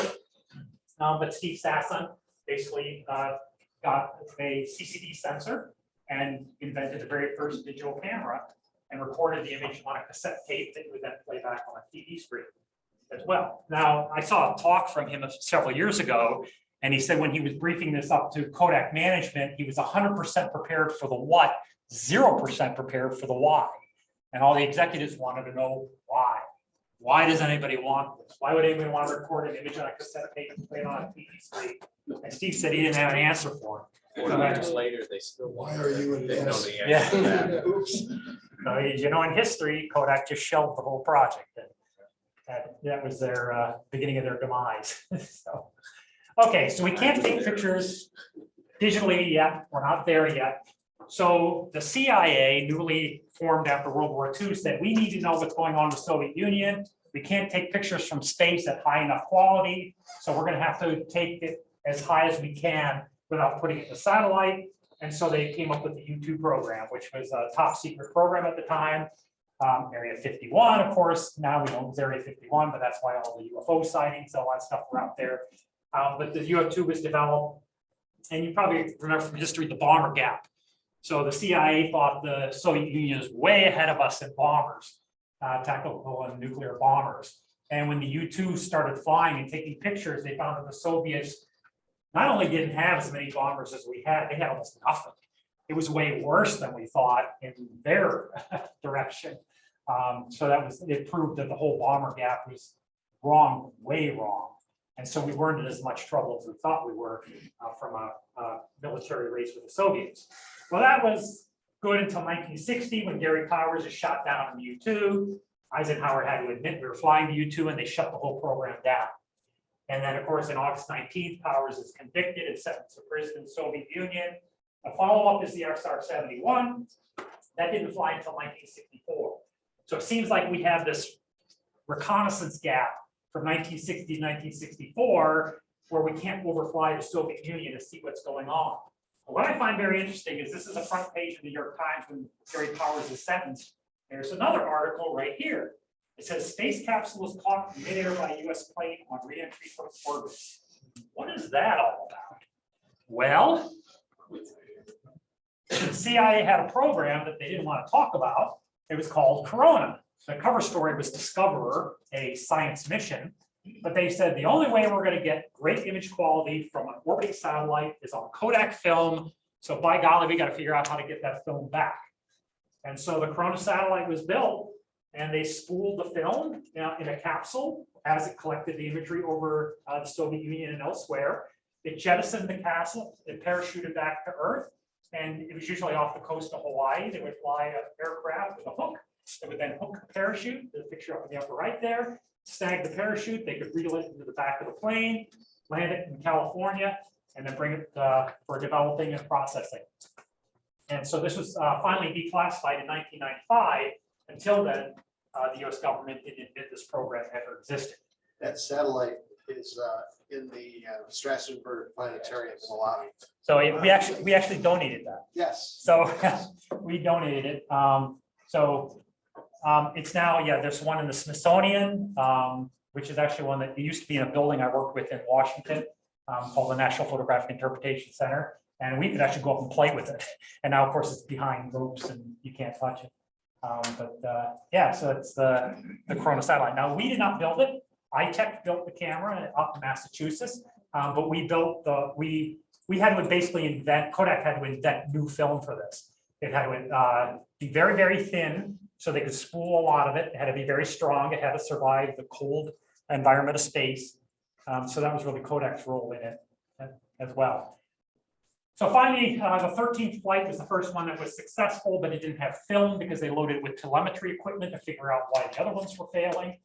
So finally, Discoverer 14, Corona 14, was the first one to bring back satellite reconnaissance imagery to the CIA. And this is what they show, always advertised as the first image. I don't know if it's the very first image, but it showed a long runway that the Soviet Union had built in the very, very northeast corner of their country that we didn't know existed. And it was important because from that runway, it was long enough that you could actually launch nuclear bombers off that runway into Alaska. And so they did have the capability of launching a nuclear strike on US territory from that runway, and we didn't know it existed. So right off the bat, the Corona imagery was paying for itself. The resolution is about 40 feet, so it's not very good. By 1967, with the improvements of the camera and film improvements from Kodak, they could get the resolution down to about 10 feet. Still not great by today's standards, but still getting there. So of course, when you have a top secret program, you're going to have UFO sightings. And so this is one of my favorite stories. When the parachute comes back to Earth with the film bucket, the plane has to snag it with that hook in order to reel it back into the plane. So that means they'd have to time the re-entries during the daylight so the pilot could see it. So they said, well, what if we could do this during the night so nobody even knows we're out there snagging these things? But in order to see it, they have to put a strobe light in the parachute. So they were experimenting with this off the coast of California. And you can see people in California saw the strobing parachute. And the easiest explanation isn't a strobe of a parachute, but a flying saucer from a different world, right? And so this is an artist rendering that was actually published in the newspaper of the UFO sightings off the coast of California. And of course, until a program was declassified until 1995, the US government could never say, that was really a parachute with a strobe light in it. So, and there's a lot more stories like this too, where there were UFO stories that you probably see on cable TV shows. They were really just all part of this program. So the group that I work for today came into existence because of the U2 and SR-71 program back in 1956. Kodak formed a secret group that they called Kodak Special Programs, and it was originally formed in the Lincoln plant out by the Rochester Airport. So that's an old picture of it. You can tell by the old bug and the old cars there. And the picture is actually today, it's kind of dilapidated. If you look at it from the Google images today, you'll see part of the roof's collapsed. It's kind of falling apart. But when the Corona program came along, Lincoln plant wasn't large enough. So the whole operation moved over to the Hawkeye plant on St. Paul Boulevard, just north of the city there by Driving Park Bridge. So this was where all those film buckets came back to Earth and they were brought to the Hawkeye plant in Rochester for processing. So all those film buckets from space, all those pictures taken from orbit around the Earth ended up at the Hawkeye plant here in Rochester. So we were actually the very first NRO mission ground station at the time. And of course, it's classified, we couldn't talk about it. In all of the documentation of the NRO, the site where the film was processed, where the first CIA analysts looked at the imagery, was only known as Bridgehead. And which, of course, we were at the head of a bridge. That's why they called it Bridgehead. But they didn't openly admit that it was a Kodak facility where this was happening. It was only known as Bridgehead. So then the film was copied and flown to NPIC, which was Building 213 in the Washington Navy Yards. And that's where all the film was analyzed for all the image analysts. In the basement of Hawkeye, we had all this equipment to do film reproductions. So we would take the original film from space, and very fast, it would be a copier, basically. It would be a film copier that would make a copy of that film from space. We didn't want analysts looking at the original film from space. You want to store and archive that in case they scratched it or did something. And so that was a lot of the equipment we had in there. We vacated the building in 2011, moved over to the old Elm Grove plan. We're now in buildings 5 and 6. The people from Hawkeye are there now. And the building's still vacated. Rochester still hasn't figured out what to do with it. But again, we were responsible for the final image quality because that's where analysts first saw the imagery. And that was where the world-class imaging science expertise originated for these overhead imaging programs. So let's talk about the moon mission, because this is the 1960s and NASA wanted high resolution imagery from the moon to map out the Apollo moon landing, but they couldn't get images back to Earth from the moon other than using television cameras. And so the only way they could get good resolution was to get the camera really close to the surface of the moon. As a matter of fact, so close that they actually crashed the satellite into the moon to get the pictures. And so here's one of the final images that was transmitted 2.5 seconds before impact as they were mapping out the surface of the moon. So that was the only way they could do it, is actually to drop the orbit of the Ranger 7 satellite to get the better resolution. And I remember as a kid not understanding why they were purposely crashing satellites into the moon. It just didn't make sense to me. So at the same time, the Air Force had a program called SAMOS, which was classified. The problem with Corona was you got the imagery back to Earth and processed at Hawkeye weeks after the picture was taken. So it wasn't necessarily good intelligence value if it's weeks old. So Kodak came up with an idea that if they actually put a film processor on the satellite, you take the pictures on the Kodak film, you process it on the satellite, scan it in, and then transmit the data back to the ground. You don't have to wait for all that film to come back and get processed. You can see the imagery shortly after it was taken. And so the Air Force was experimenting with this. They ran 11 missions, but the quality just wasn't that great for intelligence purposes. And so they canceled the program. The good news is they allowed the technology to be transferred to NASA. So NASA picked up on it and said, well, we're going to do the same thing from the moon. We're going to use Kodak film, scan it in, transmit it back to Earth, and we've got time to transmit it, even though it's a slow process to scan and transmit it because the bandwidths were pretty small back then. But that's what we did. So we built the first camera for NASA to image the moon, called the Lunar Orbiter camera. And it took the very first image of the Earth from the moon's surface back in 1966. And that's, of course, the famous picture again you see in history books. And that was taken, that was a camera that was built at Lincoln Plant at the time for that mission. All right, so Corona's taking pictures. You know, I said the resolution got to about 10 feet. Still not great for figuring out what type of bombers the Soviets have, what kind of missiles they have. We need better resolution. So Kodak said, hey, you know, you've got this iTech camera that uses these big glass lenses. We can build you a telescope for a camera that will take you very high resolutions, basically a Ritchie-Creechan telescope, and you'll get much higher resolution and better quality. And the government bought into it. They said, yes, we will give you a contract to build this. And it was a classified program called Gambit. And that wasn't declassified until 2011. But Kodak, that's the first time we had the contract to build the whole camera system for an Earth imaging satellite, high resolution Earth imaging satellite. And again, it was a telescope system that did this. And again, it lasted from 1963 to 1984. Even though the program was declassified, they decided to hold back on the imagery because they still think it's sensitive how good the imagery was and what we were taking pictures of. So all they'll say today is that the resolution was better than 2 feet from these images. But there you see one of the Gambit buckets at the Hawkeye plant getting ready to be unspooled. That's the one that's at The Gambit? Gambit's the one that's at So this is actually at the Smithsonian out by Dulles Airport.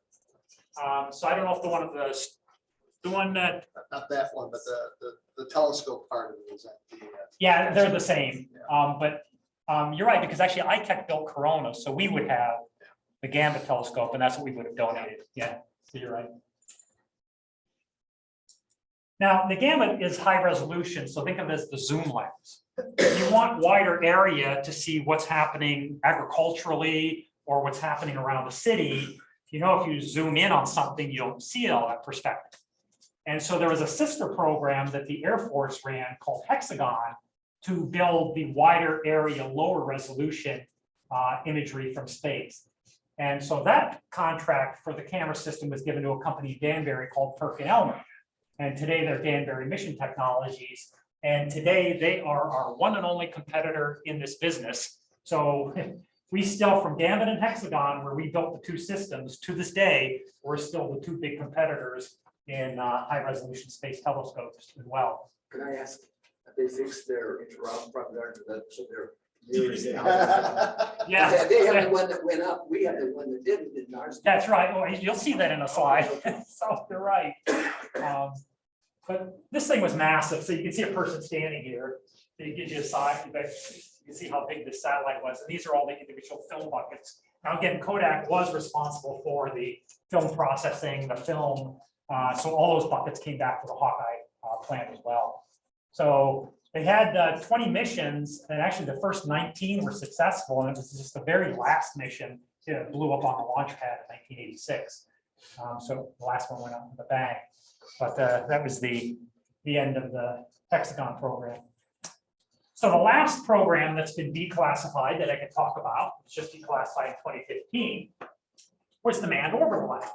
So, okay, Gambit and Hexagon are doing a great job taking these high resolution images for the CIA and the Air Force, but it still takes time to get the images back to Earth, processed and seen by analysts, CIA analysts. So what if we put a film processor up in space that actually had astronauts running the lab and looking at the film as it got processed? And then they can radio back what they see on the film from space. So it's almost basically a space station where these astronauts live, but their mission is to collect satellite imagery and process it of Soviet targets and other targets around. And so again, it was a classified program. It was called Dorian. Now the unclassified program is called Manned Orbital Lab, because you couldn't hide the fact that you're going to put astronauts in space.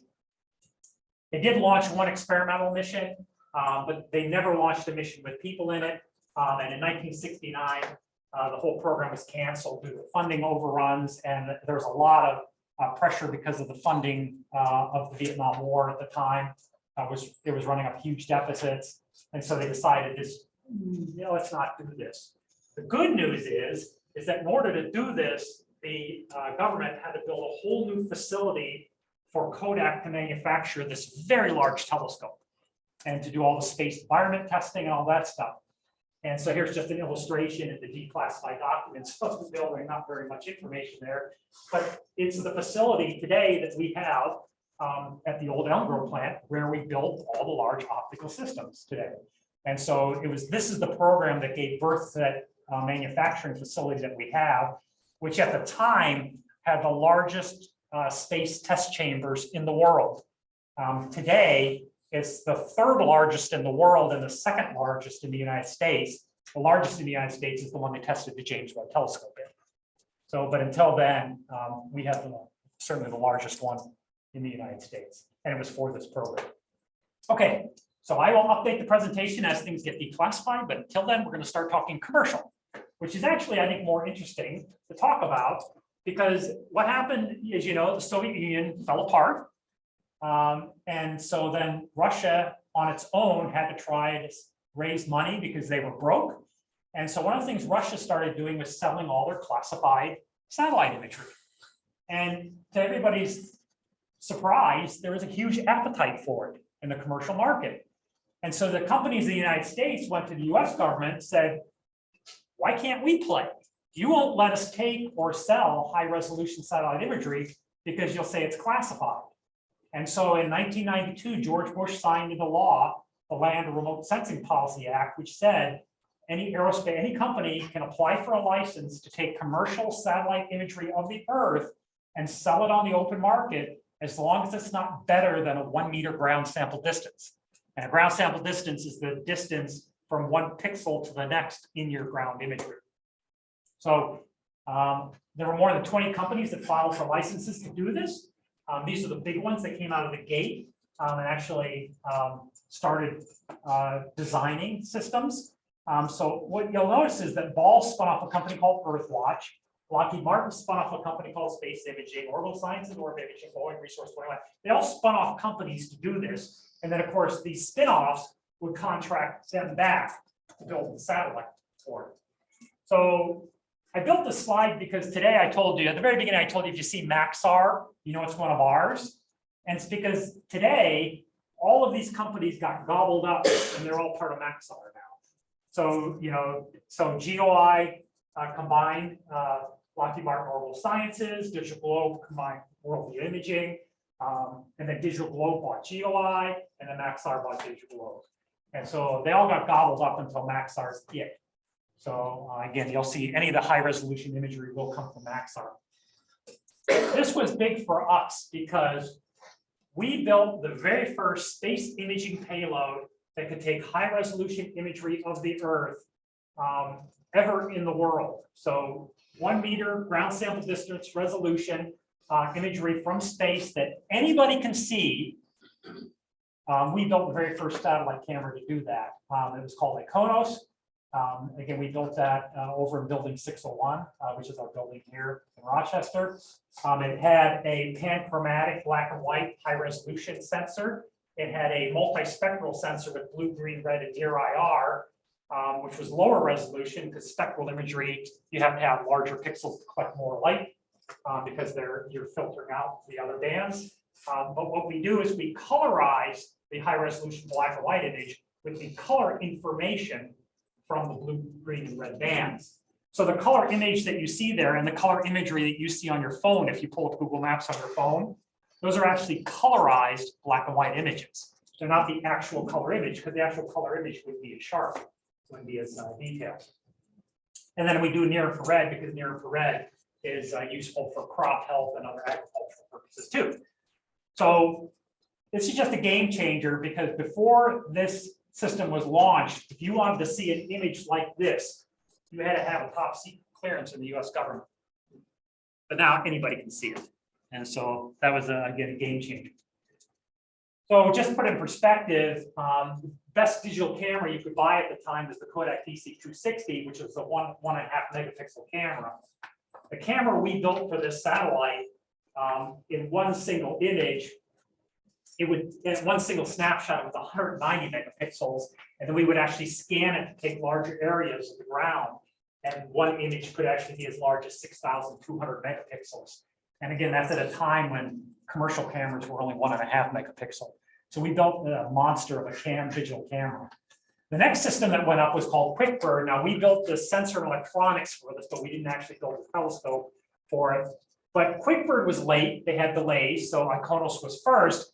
But QuickBird took advantage of the fact that before they launched, in 2001, the US government now allowed the satellite imagery to be as good as a 0.5 meter ground sample distance.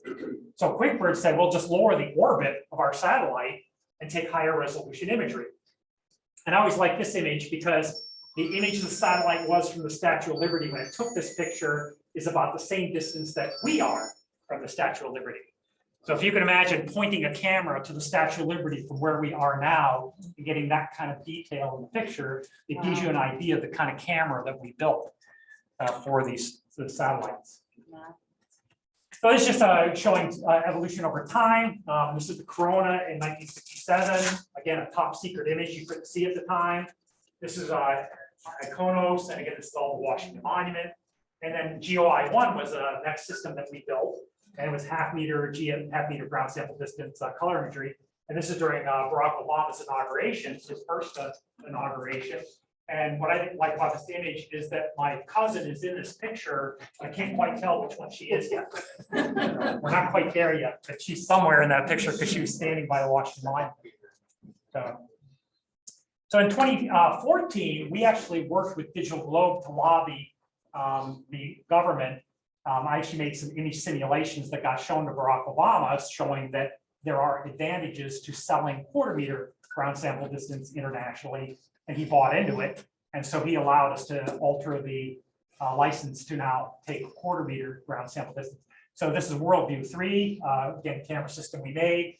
And this is a 0.3 meter ground sample distance. And now, of course, you can see the cars here and the people walking around.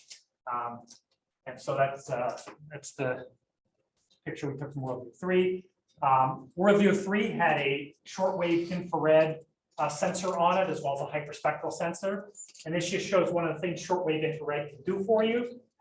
If you take a picture of a forest fire with the visible band, the visible light will get scattered by the smoke. Shortwave infrared light will not. So you can actually see through the smoke with shortwave infrared. You can actually see where the fire is, and you can direct firefighters to that location. So the last system we built was Worldview 4, which got launched in 2016. And this is just a picture from that. And again, now these digital cameras are getting bigger. A single snapshot is 1,800 megapixels. And if we actually scan it in one single image, we can collect will be about 500,000 megapixels. So we're sending a lot of data down to the Earth from these cameras that we built. So this just shows the portfolio of the systems that we built. Again, they are still the highest resolution commercial cameras orbiting and taking pictures today. The original Iconos, it ran out of fuel, so they don't have the fuel to deorbit it. They're just going to let it decay, and they're expecting it to decay around the 2040s. QuickBird was actually deorbited in 2015. And then unfortunately, our newest one, back in January 2019, it had a gyro failure, so they couldn't point it anymore. So it became worthless if you can't point to targets on the ground. And so they finally just deorbited it November 2021. But the others are all still up there taking all the pictures. And again, you pull up your Google Maps on your phone, click on satellite view, and you'll see the pictures ours take. And so that was the big game changer. And so now we have these satellite images. And if you want to order one from, Digital Globe or Maxar, it was expensive. It wasn't, so unless somebody had a license to post it online, you couldn't see it. But in 2008, Google got a license with GeoEye at the time to put all of GeoEye's high resolution imagery with their Google Maps. And so now anytime you called up Google Maps, you could see the high resolution imagery for free. And then of course, today we have them on our phones. And so we could just pull it up for free on our phones and look at it. So there were some restrictions when Iconos, before Iconos was launched in 1999, in 1997, we made the Israelis very nervous. We were doing this. And so we agreed to the Israelis that we would not release 1 meter ground sample distance of Israel and Gaza also as well. And we also would not release 1 meter ground sample distance of US military bases. So those were the two restrictions. Now, in 2020, the agreement with the Israelis was abandoned because there's just so much imagery out there now. So that doesn't, that's not in effect anymore. So one thing that's fun is that when this stuff was put on Google Earth, all of a sudden people started hunting the landscape and looking for weird stuff. And they found a lot of weird stuff. And this was one of them that I thought was fascinating. People started finding these concrete arrows all over the place. These large concrete arrows out in the middle of nowhere. So of course, the easiest answer is they are for landing strips for aliens from the outer space. That's why we put them there. Well, almost, but not quite. Turns out this is from the early transcontinental airmail route. So back in the 1920s, when the US government started doing airmail, there was no radar, there was no GPS. A pilot would fly line of sight. Fly this way. Yeah. I mean, how did they know where to go next? And so what they would do is they put these strobe lights on top of these big towers, and you can see the shadow of the tower in the image on the right. And the pilot would fly towards this flashing strobe light. When he got to the tower with the flashing strobe light, he'd look at the ground and look at the direction the arrow was pointed, and he'd fly in that direction to find the next flashing strobe light. And that's how they got the airmail across the country. And today, a lot of these concrete arrows are still out there, showing pilots where they were supposed to fly. So another one is these mysterious pattern of X's out in the desert by Casa Grande, Arizona. And so over time, when the Corona program was declassified, people said, oh, these are calibration targets for the Corona satellite. So people here know optics, so you know that an optical system typically has geometric distortions. And so if I want to make measurements of Soviet aircraft on the ground, and I want to see how long that Soviet aircraft is, I want to make sure geometric distortions in my optical system aren't distorting those measurements. So one way to do it is to take an image of some known grid pattern where you know exactly what the distances are between the points in that grid, and then you can back that out, back the distortions out of your optical system, since you know what truth is. And then now you have a map of the geometric distortions for your optical system. And so when people found these grid patterns and the Corona program was declassified, they said that must be what it was used for. It wasn't. It wasn't for the Corona program. It was actually put out there by the US Army Map Services to calibrate geometric distortions from aerial survey cameras, but not the satellite cameras. And so if you go to Google Maps today and zoom in on any of these, that's what will pop up. It'll say Corona satellite calibration target, but it wasn't used for the Corona satellite program, but the name sticks. So unfortunately, people use this to calibrate the aerial cameras, but by the mid-1970s, because people had extracted groundwater out of the desert, out of the bottom, it changed the topography.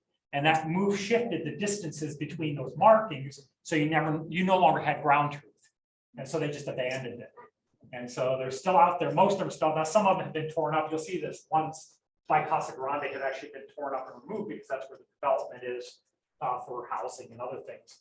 But other areas of the desert still have them sitting out there. So the last one I want to point out, this one interesting. People noticed that in the middle of the Everglades, there was a concrete strip out in the middle of nowhere. Again, it must be a UFO landing site. That's why we have a concrete strip out in the middle of nowhere. Well, this is actually a leftover from back in the day when people thought supersonic travel was the future. And so, you know, the Concorde was the first and only supersonic transport that was ever actually built commercially. But at the time in the 1960s, people thought this was the future. The problem, you know, as you know, they create sonic booms. So as they come in for a landing, you can't land it near a populated area or everybody's going to start complaining about the sonic booms rattling their windows. So they decided the hub in the United States would be out in the middle of nowhere in the Everglades, and that's where they were going to build this supersonic air transport airport hub in the United States.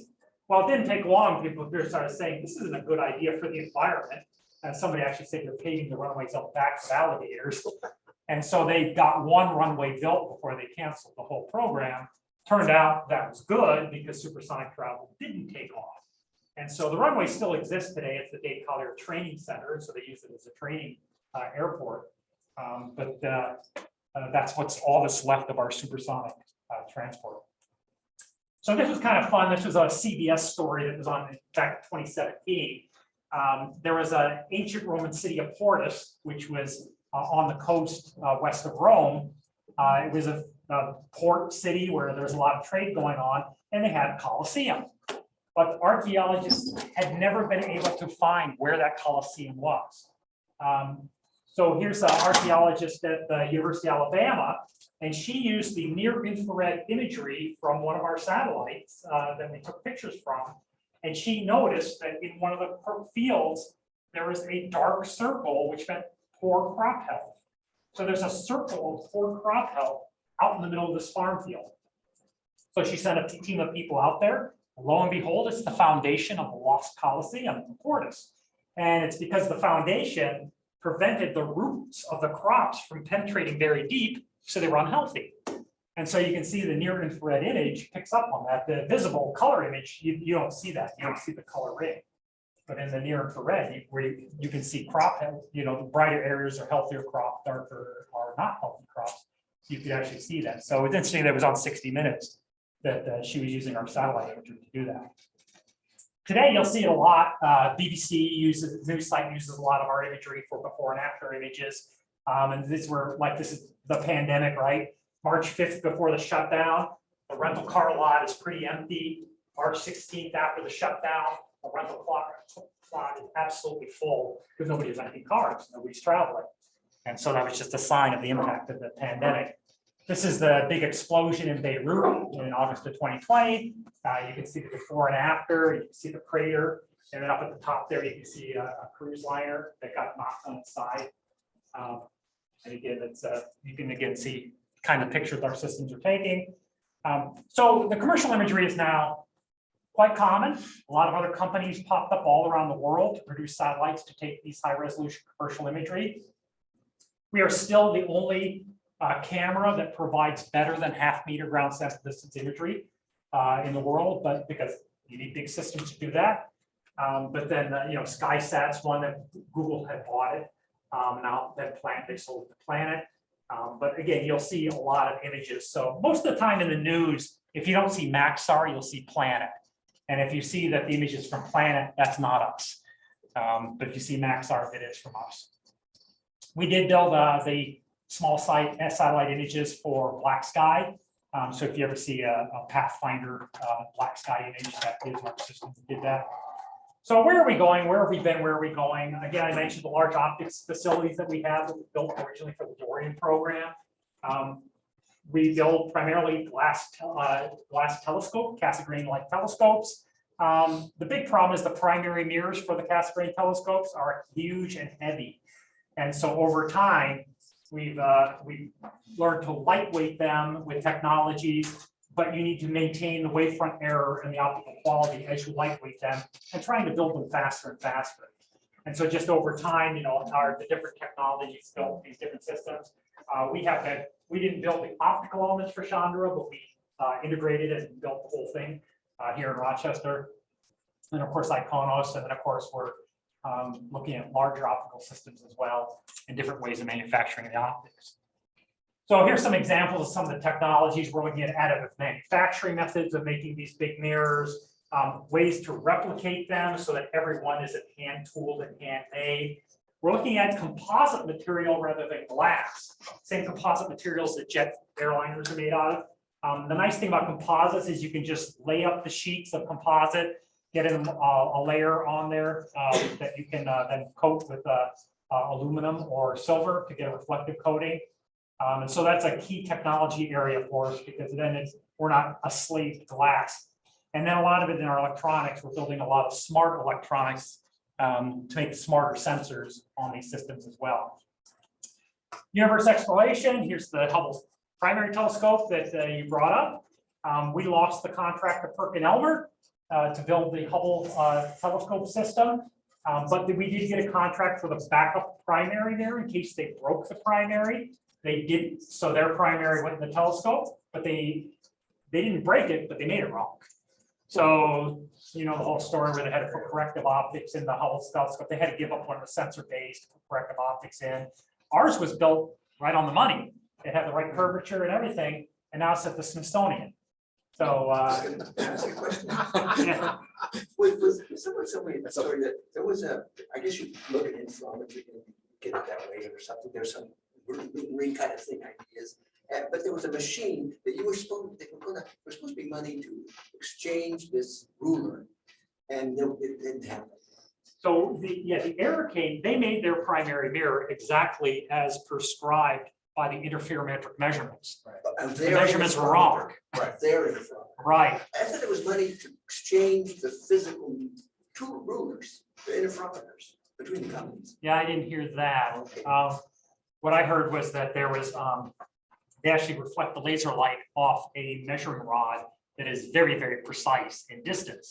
But the reflective cap has to go on this rod so that when they measure the distance to measure the curvature, they have to know that distance, within microns. Well, the cap didn't quite fit with the reflective coating. So the technician did this to get it to fit. Well, it didn't go on all the way, but he thought it did. And so it only took a few microns of errors and the whole curvature of the mirror was wrong. And so that's why they had spherical aberration, because the spherical surface was manufactured wrong. So, but yeah, it was as simple as that. And so, yeah, so we didn't win the contract for Hubble because we were too expensive because we wanted to do a full-up test. And had PerkinElmer done a full-up test, they would have seen they didn't have a sharp point spread function, right? So that's how they got it. I mentioned Chandra Space Telescope. We integrated and built the whole thing, made sure it worked. We did the exact same thing for James Webb. We had the contract to build it, put it together, integrate it, make sure it tested, make sure it worked. We did that all down in Texas. We didn't do that here in Rochester because our chamber wasn't big enough. We only have the second largest in the country. So we're currently working on the Roman Space Telescope. We actually built this telescope for a government program that got canceled, and the government transferred it to NASA. And so now we're refurbishing it for the Roman Space Telescope. And then we also have the contract to build an engineering unit for the LISA system, the Laser Interferometer Space Antenna. That's going to be launched way past my retirement. So, but we have the contract to build the engineering unit. So ground-based telescopes, which you're probably more familiar with. I am not. I have not been involved in any of these programs, but our optics facility here in Rochester built the mirror segments for Keck, mirror segments for Harvard L3Harris, the mirror segments for the SALT telescope. We just delivered last year the secondary mirror for the Large Synoptic Survey telescope. So we didn't have the contract for the primary, but we did have it for the secondary. And this just gives you the size of the secondary mirror, which is typically the size of, it's even bigger than the typical primary mirror. The Hubble primary mirror is 2.4 meters. And so this is a huge secondary mirror. So we just look at that. And then we have the contract to build the 492 mirror segments for the 30-meter telescope that's supposed to be functional in 2027. We'll see. Okay, so that's all our hardware. That's our space bar. Now I'm going to talk about the image science side of it. Hardware is always more fun. The actual cameras and all that's more fun. This is actually the part of the organization I grew up in. It's the part that Jeff worked in when I knew Jeff back at Kodak. Image science. So we were formed, our official image science organization was formed June 26, 1970 as the Image Chain Analysis Group. I mentioned that we were responsible for the entire image quality of these overhead systems, even if we didn't build the camera systems. But that meant that we had to know every link in the chain of image quality. So the final image is produced by all these imaging pieces, and we call them links in the imaging chain. You have illumination from the sun, the atmosphere, the satellite, all that stuff. And it all comes back. And of course, back in the day, you didn't have a lot of people with the capability of viewing these images digitally on a monitor, so we would print them on hard copy, on paper, and others as well. But these are just some of the capabilities we built over time. I won't go into detail about some of these things as well. But this is just a cartoon. I use my dogs wherever I can, so here's our Courtney. But this is the primary links of an imaging chain for any digital camera, not just overhead imaging. And so we have to understand the impact that each of these elements have on the final image quality. And it even gets more complicated today because a lot more of the image data is going to artificial intelligence and machine learning, not necessarily for human interpretation. And so we have to make sure that the system is set up so that we don't have any weak links in the chain to get the proper results and the best results that we can. So what do I mean by a weak link? Well, if the camera's out of focus, it'll blur, right? So that means focus is the weak link. If I'm moving too fast, in that, so these satellites are moving very fast, and if I don't time the scan of the sensor on the ground with the readout, I'll smear. I'll get a motion blur called smear. You know, if I have bad electronics, I'll get noise. So anyway, these are just examples of weak links in the imaging chain, and we just have to make sure that they're all balanced and give us the best image quality possible. So this is how we use image science in a systems engineering perspective. If we want to get this image quality from a satellite that's 260 miles away, moving at 17,000 miles per hour, what is the system we have to build that's going to let us do that? And it starts with the image quality. It starts with what is the imagery that you need and want, and then go back and design the system that will produce it as well. So this is actually the camera system that was designed to take that picture you see over there. So it's complicated because if you just tweak one parameter, you'll tweak other parameters. And so it's a very computationally intensive method. We developed something called image chain modeling. I came to the group from a medical research group in Arizona, where I went to school. And at the time, we didn't call them digital twins, but I had built a digital twin of a nuclear medicine anger camera. And so when I joined the group at Kodak, I said, well, why can't we do the same thing?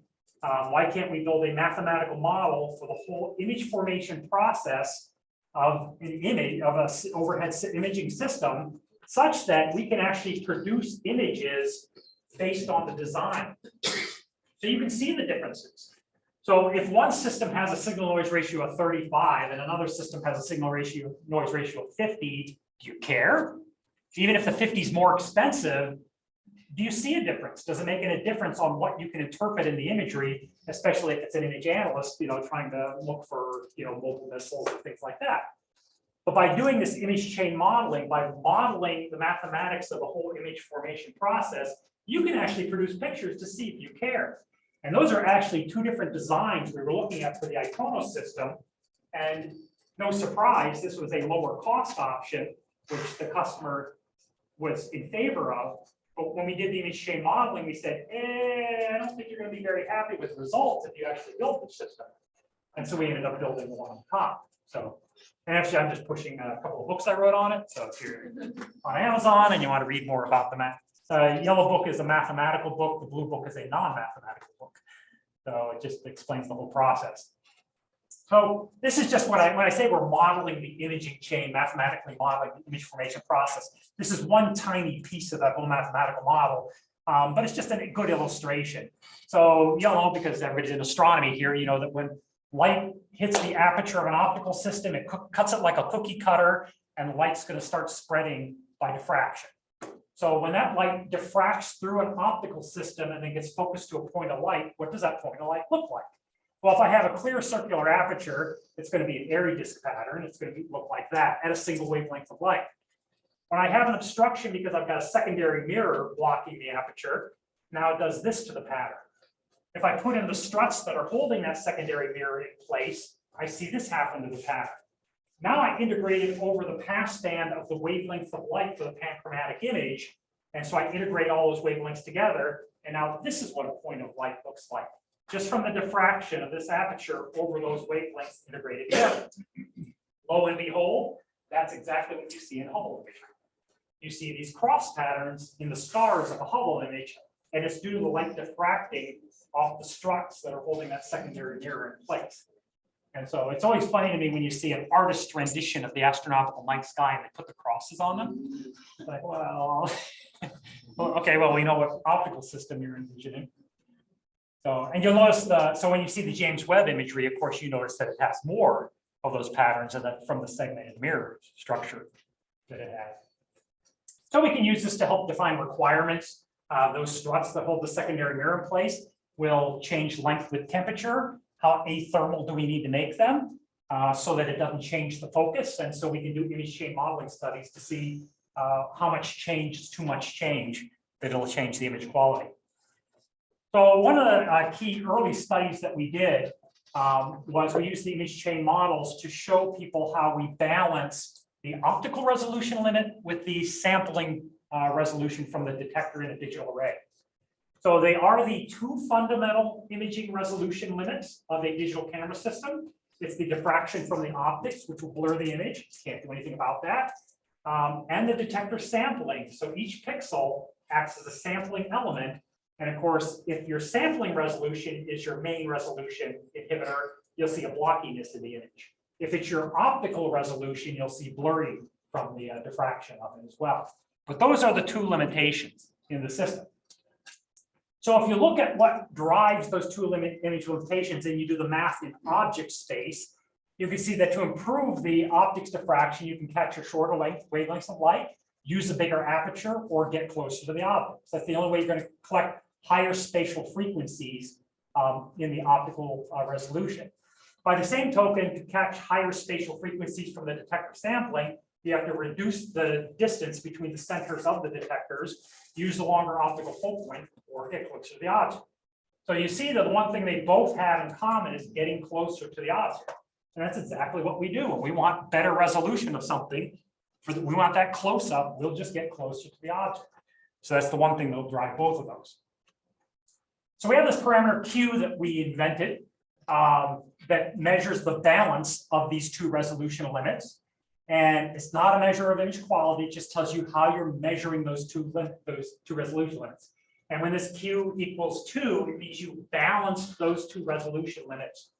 So again, if Q is much, much larger than 2, you've got the optics blur that's limiting it. If Q is much, much less than 2, it's the detector resolution sampling that's limiting it. So we have to balance these in all the systems that we build. The problem we have is that we build these systems so that the Q is less than 2. And people tell us we're wrong. We're not building them right. And essentially say we're building the optics too large. And yet all of our satellites are built this way. And I point out, well, look at the iPhone. That's a Q of 0.8.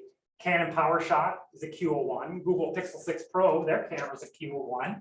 Nobody's building these systems at a Q of 2. They're all less than 2. So what it means is that the optics is catching resolution is being aliased away by the digital sample. And that seems like folly. It means you're building the optics too large. Why are you building an optical system with resolution that you're just sampling away with the detector resolution? So this came to a real heated debate about 10 years ago in the US government. The good news is it got me to a House Intelligence Congressional hearing where I had to testify, and it got me to the White House Situation Room where I had to brief the National Security Council. So it got me into some fun places to do these presentations. So it was shortly after I was in this room that they were showing pictures when Osama bin Laden was killed. And they were showing pictures of people in the White House Situation Room. So anyway, it's been fun, but you know, and why are people even debating this at this level. And why are people telling us that we're building? Because if we're building the optics too big, then we're driving up cost, right? And so they're telling us we're driving up cost, and so that we're not building right. The problem is if we actually balance the systems to a Q equals 2 system, where we balance the resolution limits, we'll find that we get darker images. We get images that are much more sensitive to blurring because my instantaneous field of view is smaller.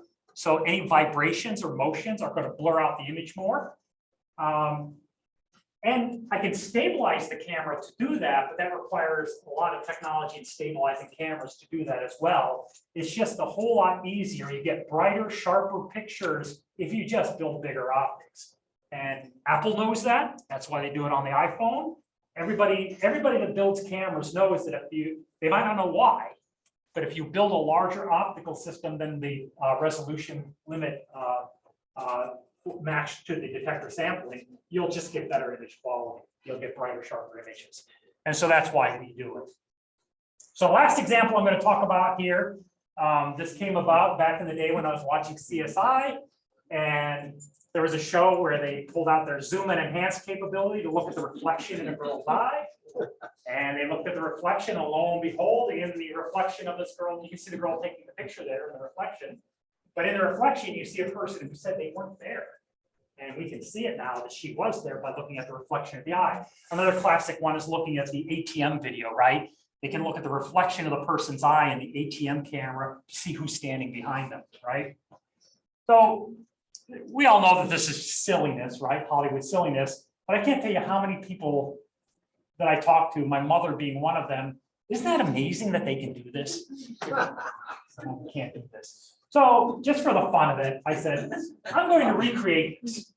I'm going to recreate this. I'm going to do the math. I'm going to do the image chain modeling. I'm going to find out why it can't be done and what it takes to be able to see things or measure things. So here's my Leonberger. She's a very large dog. And lo and behold, I can capture my reflection in her eye with my camera. There I am. You could probably say, oh, yep, that's you. You can identify me. So that's not the issue. You can definitely zoom in and see the person's image in the reflection of eye.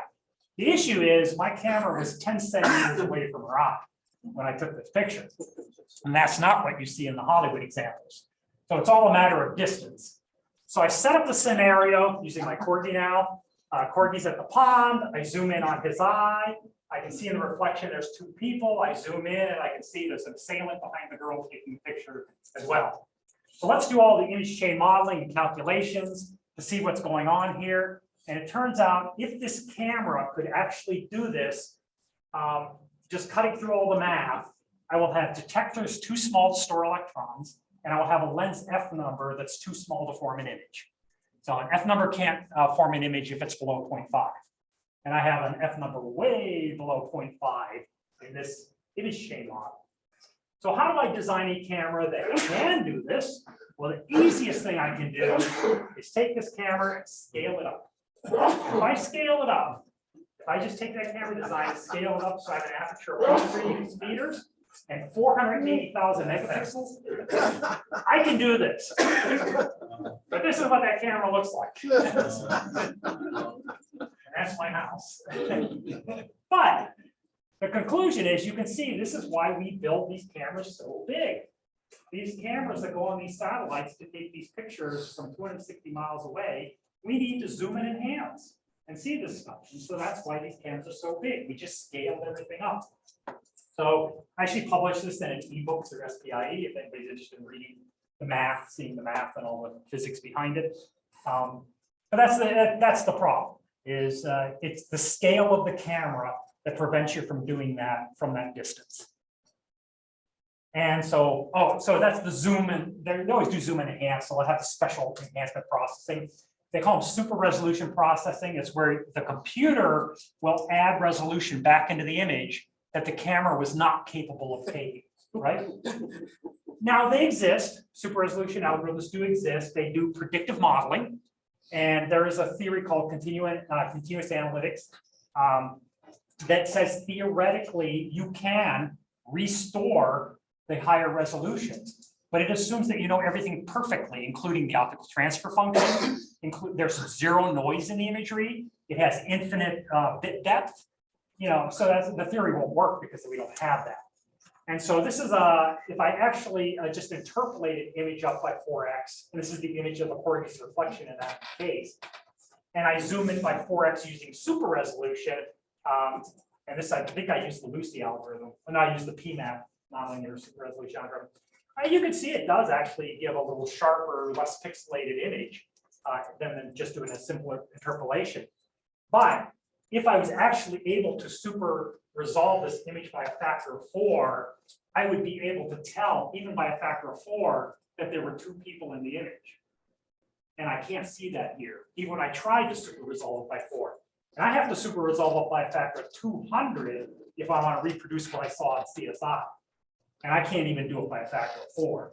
So this obviously fails at trying to restore the resolution that I need to as well. And that's it. That's where we are.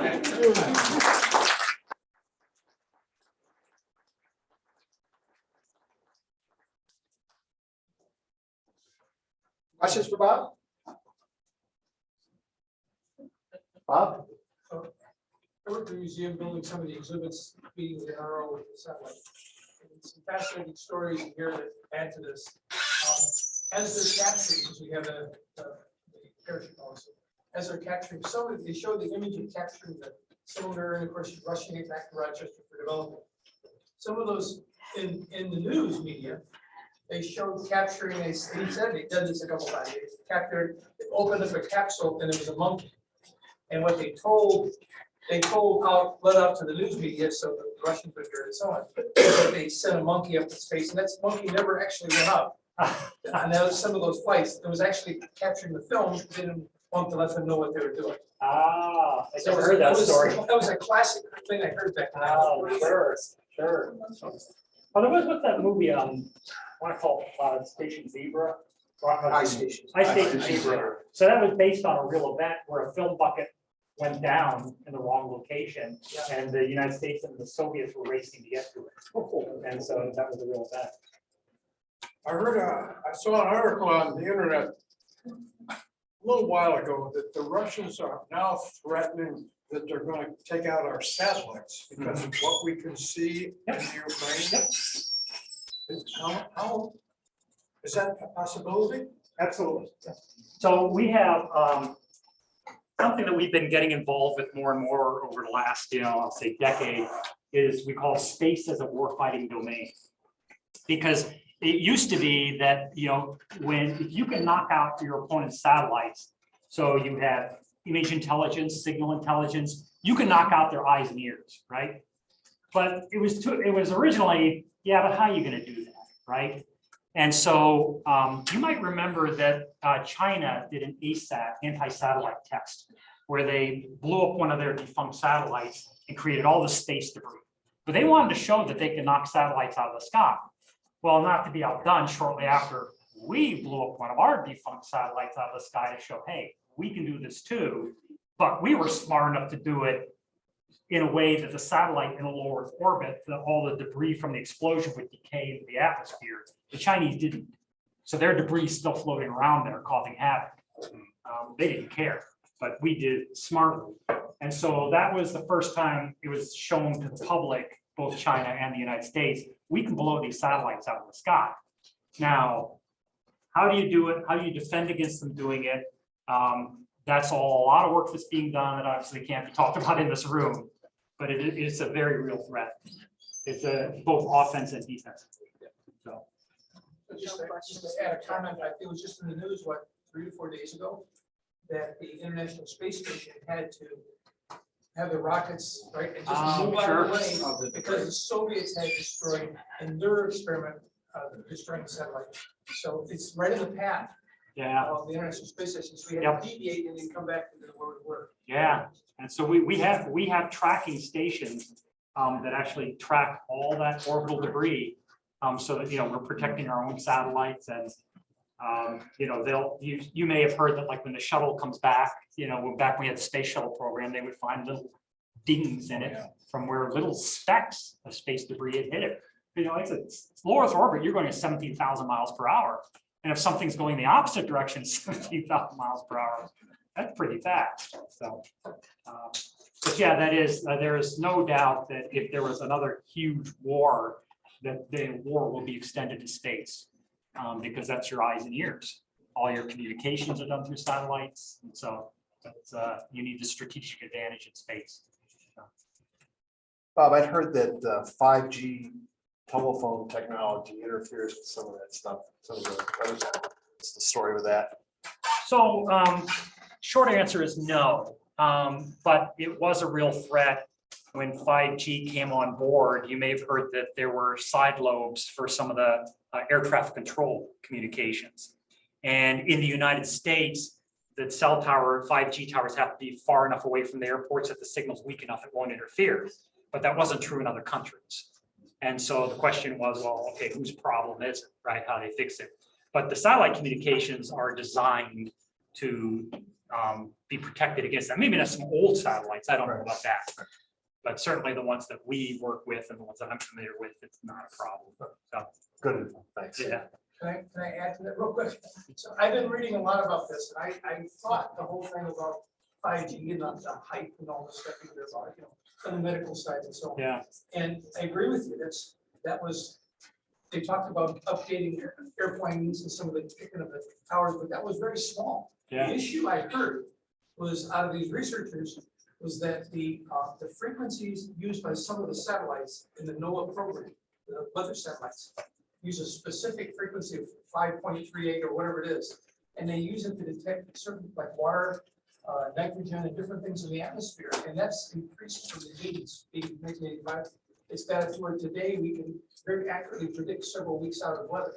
Wow. What they're saying is that this transmission now, because it's not well regulated in the US, is literally affecting those satellites' ability to do close predictions. Europe limited the company's allowance of what the range limits they can allow 5G to transmit. Yeah. So there's if you go to the internet, you'll go to like Sabine Hospital, some of these people, scientists that are involved with that are really concerned about this affecting weather satellites. Ah, interesting. Yeah, I hadn't heard that. Yep. Can you talk a little bit about the competitors you have the rest of the world? I mean, it seems like there's a lot of consolidation in companies, and do they supply, you know, equipment to other countries? Maybe that some that are not friends anymore. Yeah, so ASTRA in Europe is one of our biggest competitors. They get funded through European government funding. So so they get funding that allows them to lower their costs. We don't get. So we don't get funding for our commercial systems. We don't get funding from the US government. They do. So it makes us more expensive. And so we have not succeeded in competing internationally with our commercial high resolution imaging systems. Basically, ASTRA is the winner in that area as well, because they say we're too expensive. But again, they get government subsidies to do it. So how do you compete against that? We do have to educate our customers. So one of the tricks ASTRA will do is their system takes a 0.7 meter ground sample distance, but they will scale it, magnify it, so that it's the scale of a 0.5 meter ground sample distance image, the same as the ones we make. And then they have customers that don't know image science, so they just say, well, you get a 0.5 meter GSD product from ASTRA and a 0.5 meter GSD product from you guys, but theirs is a lot cheaper. And so we have to educate them and show them that there's detail in our imagery you'll never see in theirs, because they're scaling their image, they're not collecting it at that resolution. And so I've actually gone and given presentations to Italians and other people as well, saying you got to be careful when you're buying their products. But at the end of the day, cost is everything. So that's the problem we run into. But yeah, so like I said, it's you know, still it's, you know, obviously most of our work is still government work, government overhead imaging. That's the core of our business, but we do. There's a company out in California that's trying to make faster, better, cheaper commercial satellites at the 0.5 meter, 1/4 meter. Actually, they claim they can do better than 1/4 meter GSD, and they want to design and build a system to do that. And we were saying, well, the government only allows 1/4 meter, but for some unknown reason to me, they got permission from the government to go ahead and build a commercial system that can do better than 1/4 meter GSD and fly it. but it was a one-off. And I don't know what strings they pulled to get that. But we're we're designing the optical payload system. We haven't built it yet, but we're designing that. So if they do, and if that is, the government still allows it, then we will build the optical payload for the highest resolution system that will be out there. Sounds like we might get some more declassified stuff for us soon. Yeah, so yeah, we're waiting. I said it's I'm sure somewhere they'll start declassifying some of the older stuff too, and we'll see more of that too. But it's nice that they do declassify it, just to so we can talk about it. Stuff. Well, thank you very much. You're welcome.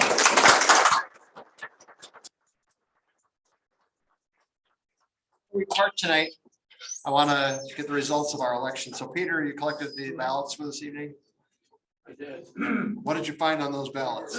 I collected 29 ballots. Okay. Paper, and they were 100% in favor of the candidate. Awesome. We had the Every same thing single one of online. them. 13 voted online. So thank you, everyone. We have a new board for 2023. Bob, again for coming tonight. It's fascinating talking about. If anybody wants to inspect them, feel free. We'll publicize this on our, publish this on our YouTube site. So we'll share that. Thanks, everybody, for coming. I know there's a few of us that would like to have a snack now. It's late night. So those of us that would like to, we're going to go over to Applebee's over on West Henry Road. Grab a snack. Thanks, everybody, for coming. Good night. That's one big question. All right, so you got two